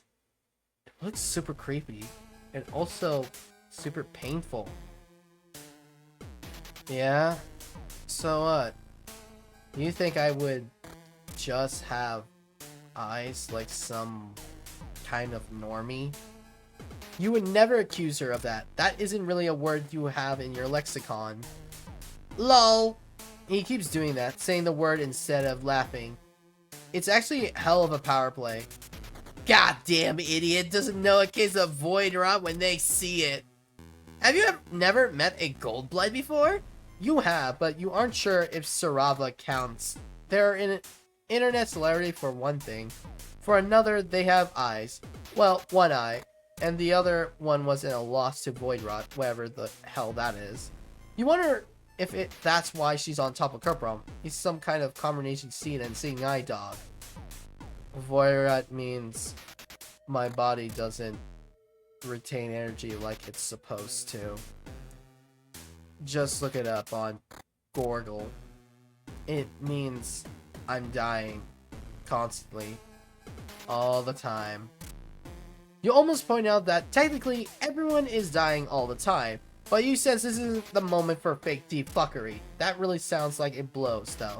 You tell her how sorry you are. What do you mean, why would you be sorry? You didn't do anything. Besides, stand there, looking ugly. Idiots think it might make a difference. Like, what they think actually matters? Lol. Can't wait for Trisa to take this one down to the coal fields for a little R&R. Rest and relaxation? That sounds nice, actually. Rampage and rending. Wow. And here was me thinking we could get through a whole conversation without bringing up precious Trisa. Lol, Trisa rules. I love Trisa. I know, dipshit. You rack your recent memories trying to figure out if you know what a Trisa is or who. Trisa is basically the third member of this relationship, considering how goddamn horny you are to get her cybernetic tentacles up in you. Wow? What? Is that supposed to make me feel bad? Sounds great, actually. You watch too much Eastern alternative pornography. It'll be way better than sitting around with you, always sucking me dry. This sure is something you're witnessing right here. It must be that black rom stub Zebra had briefly filled you in on. You cock a hip and compliment them on the obviously incredibly healthy pitch romance they got going on here. Because, as everyone knows, there's nothing two people in love first spat like more than someone interrupting them to spout random bits of cultural knowledge. That separates them metaphorically, at least physically. Focal stays is clinging to Cuprum's back. Wrong again, fuck bulge! We're pale. So pale. Oh, pale, that's the nice one. The penning one, where they talk about your feelings and they don't have sex. What? You got something to say? No, they're like codependent friends. The codependent friends. You guys really don't seem to have your shit together. You guys seem like you have a wonderful, stable relationship. You guys don't seem to have your shit together. You mentioned just offhandedly chill as hell that maybe they might have a few things they need to work on. No pressure or anything. Just this is sort of stuff a helpful friend does mention shortcomings and crappy relationship dynamics. Having friends is great. The light glitters Cuprum's goggles, even as it's sucked into the black hole of Corco's not eyes. You calling me out? You coming into my hive and spouting this shit? You point out that this is a trash heap, though. You don't want to judge. You might have a trash hive. It's a figure of speech. Kind of like, go fuck yourself. Both of them look pissed, but Cuprum looks extra pissed. I know what this is. You're not out to steal my girl. You really think you can give Full what she needs? What she craves? He's making it sound like a fetish rather than a medical condition. Maybe it's both? You really want to come at me, motherfucker? The hairs on the back of your neck stand on end. That's how loud he yells. Or maybe it's the crackles of energy slowly emanating from his pores and building like a sine wave. At first, you think it's just you finally cracking under all the pressure, but it's really happening. The glow of white-hot electricity rolls up his arms and shoulder and into Volca, where it travels over the length of her body and centers her eyes should be. She shivers and lets out a short, slightly loose sound. Her hands tighten Cuprum wild hair. Man, you really shouldn't be watching this. You are blushing something fierce. Ew. Anyways, but okay, you think you get what's going on. A kind of symbiosis. His energy overflows when he gets upset, and Volca sucks up that energy to treat her void rod. He is her giant battery. You remember Saraba mentioning that powerful Goldbloods have a tendency to get harvested for their energy. Maybe Cuprum is one of those powerful psychics. Ha. He wishes. Trish is gonna chew him up and spit him out.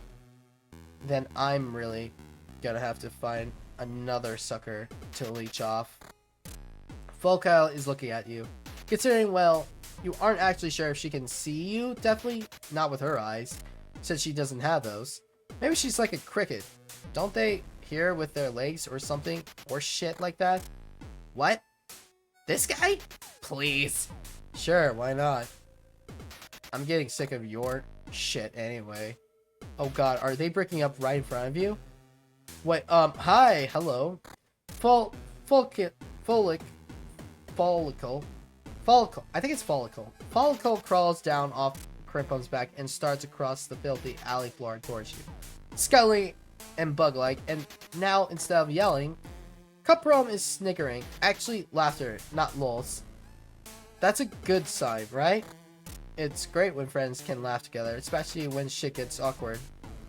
You think you can power me the way I need?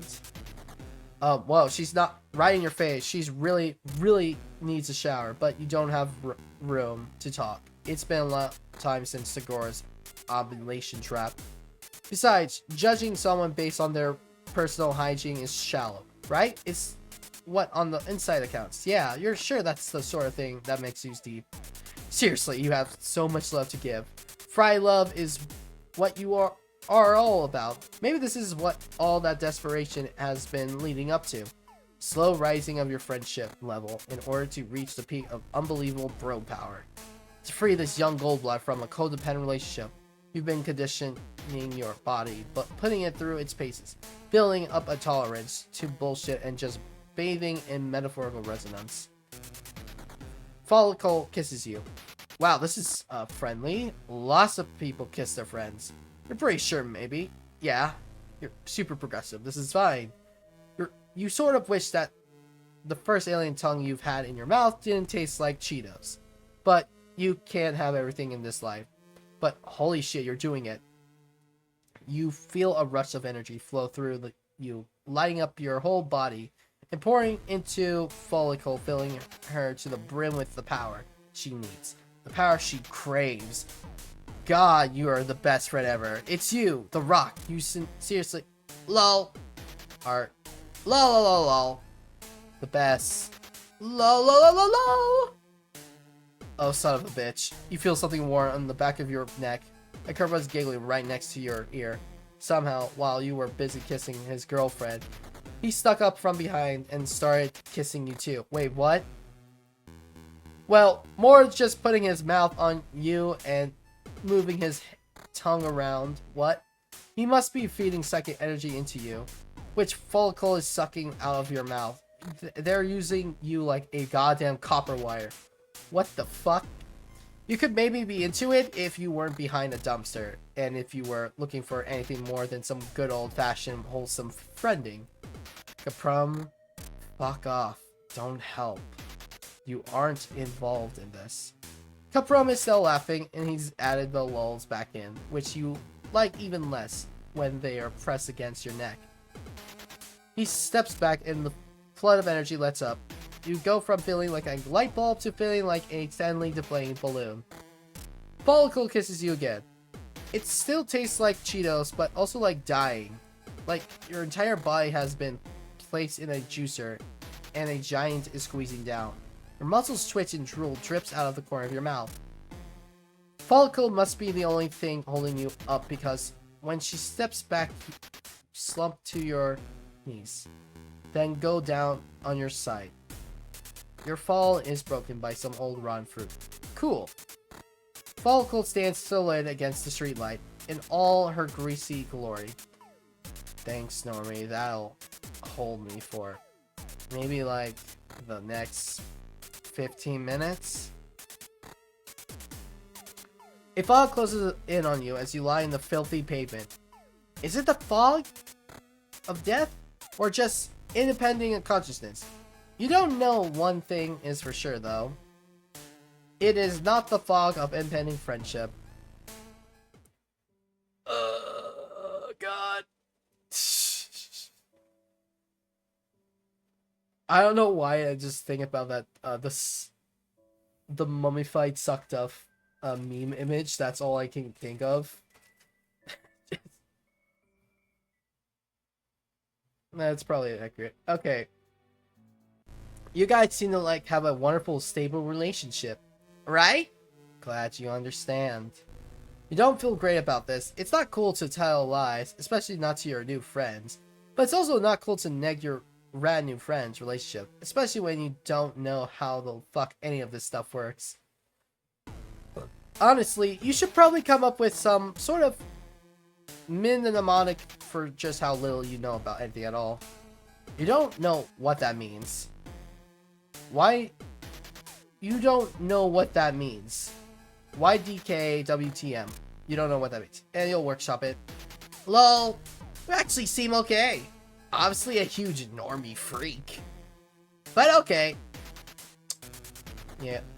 You wonder what kind of people Caprum has been hanging out with if he thinks you look normal.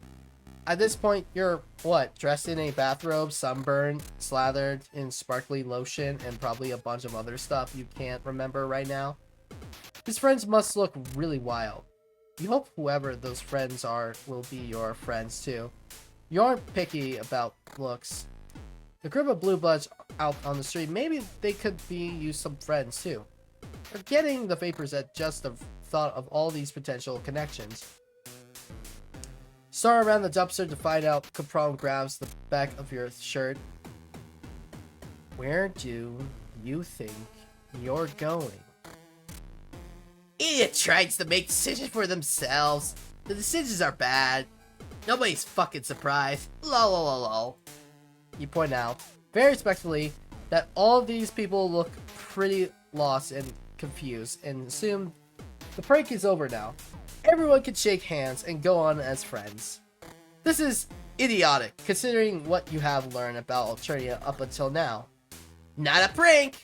This is war! It's not over until all of them are dead or crying. Well, okay, as long as you aren't the one dead or crying, none of the High Bloods look too close to doing it either. Though they are standing in a clump in the center of the street, nervous but fair. This is just a minor inconvenience, like flat tire or a spilled cup of coffee. They have been lured to the slums by some greasy nerds, but Follicle and Caprum don't seem to plan on doing anything besides watching the giggling. One of the blue bloods, a smallish girl with a cerulean symbol on her hair clips, is standing a little apart from the group, fiercely texting. That feeling when dirty blue blood girl starts losing her cool.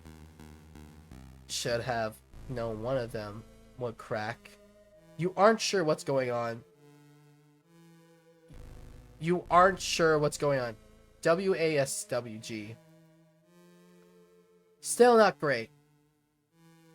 Wriggler is calling the damn drones. Usually, high bloods wouldn't go running to them like that. Don't want to admit low bloods got one over on them. When you get owned, fucking own it. They could go on a that could go on a t-shirt.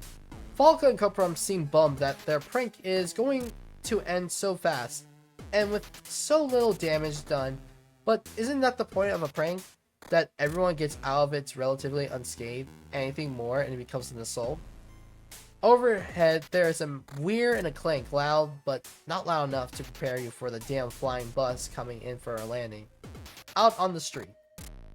Holy shit. You don't think you've ever been so excited about public transportation. You're confident that continuing your ramble across this alien world is the best thing for you. But gosh, it would be nice to the rest of your feet for a little while. Even better, none of the trolls getting on the bus seem to have any more or travel passes perfect. You don't have any of those things either. You start around the trash pile again, and this time, 2 pairs of hands grab onto the back of your shirt. Dude, where the hell are you going? You quickly explain that you want to catch the bus before it takes off again. You have no idea how long it will be before another one arrives. Follicle and Caprom look at you like you're crazy. Well, Caprom looks at you and Follicle looks kind of off over your shoulder. Can you call it looking if someone doesn't have eyes? Listen. I know we make jokes about the intelligence of everybody around us. It's just our thing. But are you actually mentally handicapped? You can't just get on a chartered scuttle buggy. That's for Cerulean and up. Maybe too, if they got a death wish. Ugh, this damn emo spectrum thing again. You really need someone to sit you down and explain exactly how all of it works. Preferably without calling you an idiot the whole time, or hitting on you. It just seems so arbitrary. At least the oppressive power structures from your plan make sense. Well, no, they don't, actually. But you're used to them, which makes them much better and more acceptable. You hang back as all the blue bloods get on the bus. It occurs to you that even though it was their prank that lured the blue bloods down here, Follicle and Caprom had to watch it all unfold from behind the dumpster. They don't dare do anything head on.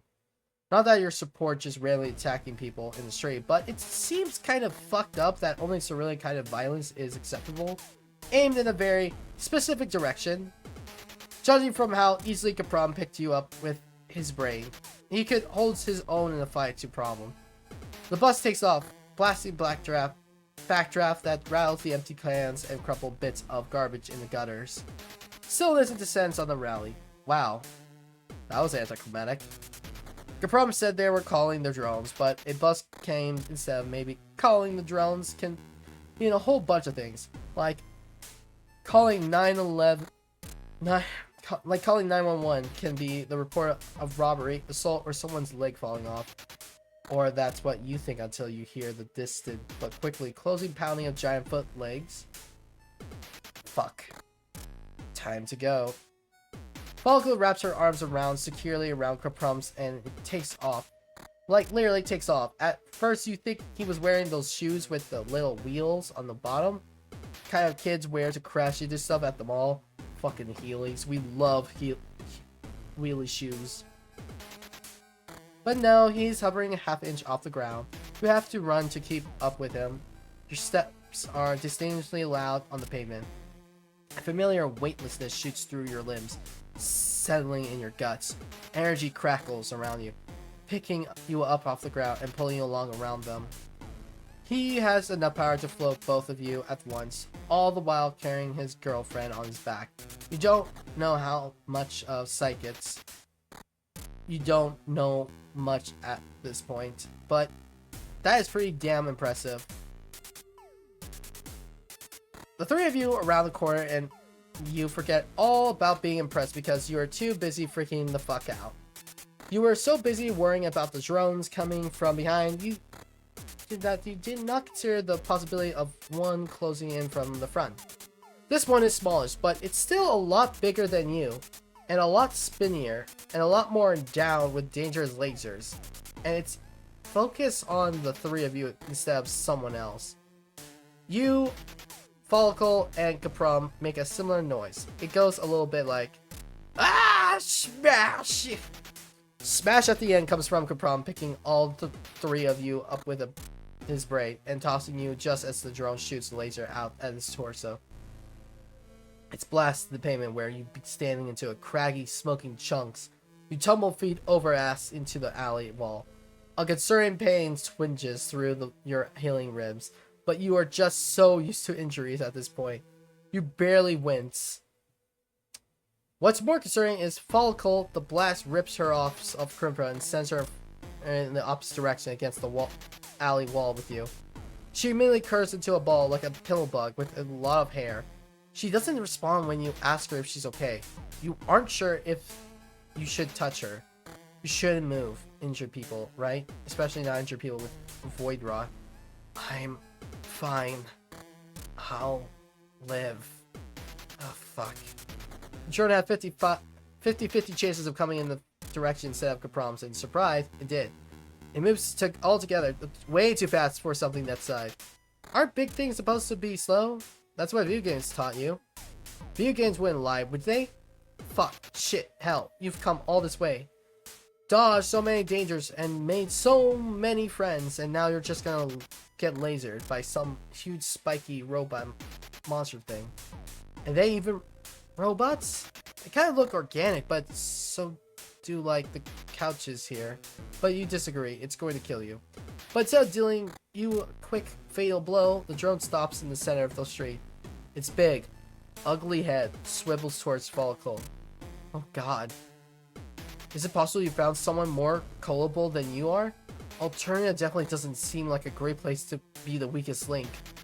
As usual, you're next to useless. All you can do is watch as the drone takes heavy steps towards her. Desperate, you kick a nearby trash can. You shout. You make as much noise as you can, trying to draw its attention. Once you have it, you aren't sure what you're going to do with it. But you aren't worried about that right now. The drone grinds to an uncertain halt. Its head slowly turns towards you, then back to Follicle. It can't make up its mind. Should it go for the Void or the noisy asshole? Look around for weapons. While it's frozen in the decision, there's nothing here but empty bottles and tiny pieces of concrete. You really are a worthless wreck. Your new friend is about to get stomped or blasted or kicked with a giant metal leg, and all you can do is hop around like a maniac and smack a trash can. Fuck. Luckily for once, you aren't the only one here. Your new friend already has a friend. You're really friend crashing here. Let's go! Kaprum doesn't screw around. He rises up on a wave of crackling power, attacking the drone by, well, basically just putting his hands on its big, ugly head and discharging as much energy as possible. Frying whatever brainstem the thing has.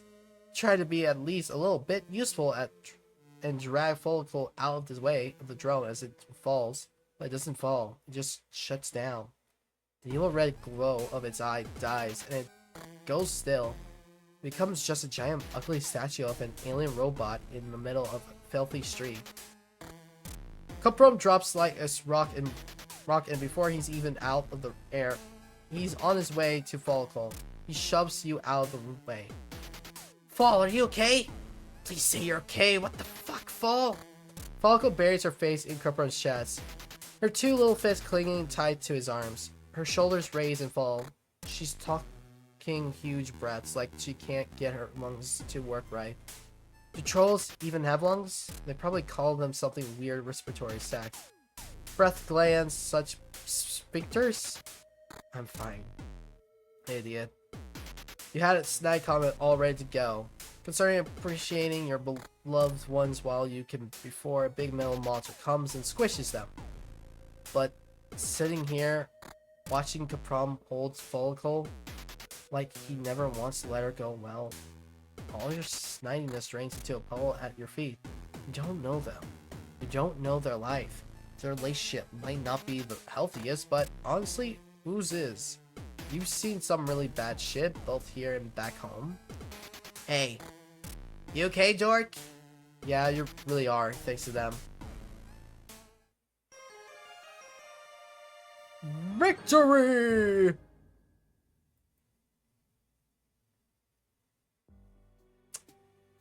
And that is volume 5 and 6. We'll pretty much like end it here. I feel like that's seems alright. Until next time, we'll be continuing tomorrow as well for 7 and 8. Hopefully, I'll have a co-host this time.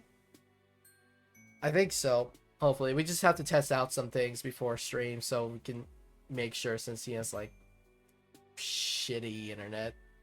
But hang on, let me try to do like rage. Well, let's try to do a raid this once time. Because, oh well, I haven't done that. It'd be interesting. If you're all okay with that. Let's see, who could we raid right now? Oh, Shenpai's streaming. We could just go there. Oh well. I'll say goodbye for everyone here who has enjoyed the night. Have a good time. Goodbye. One viewer is ready to stream. Okay. Time to end the stream. Let's go. Raid now.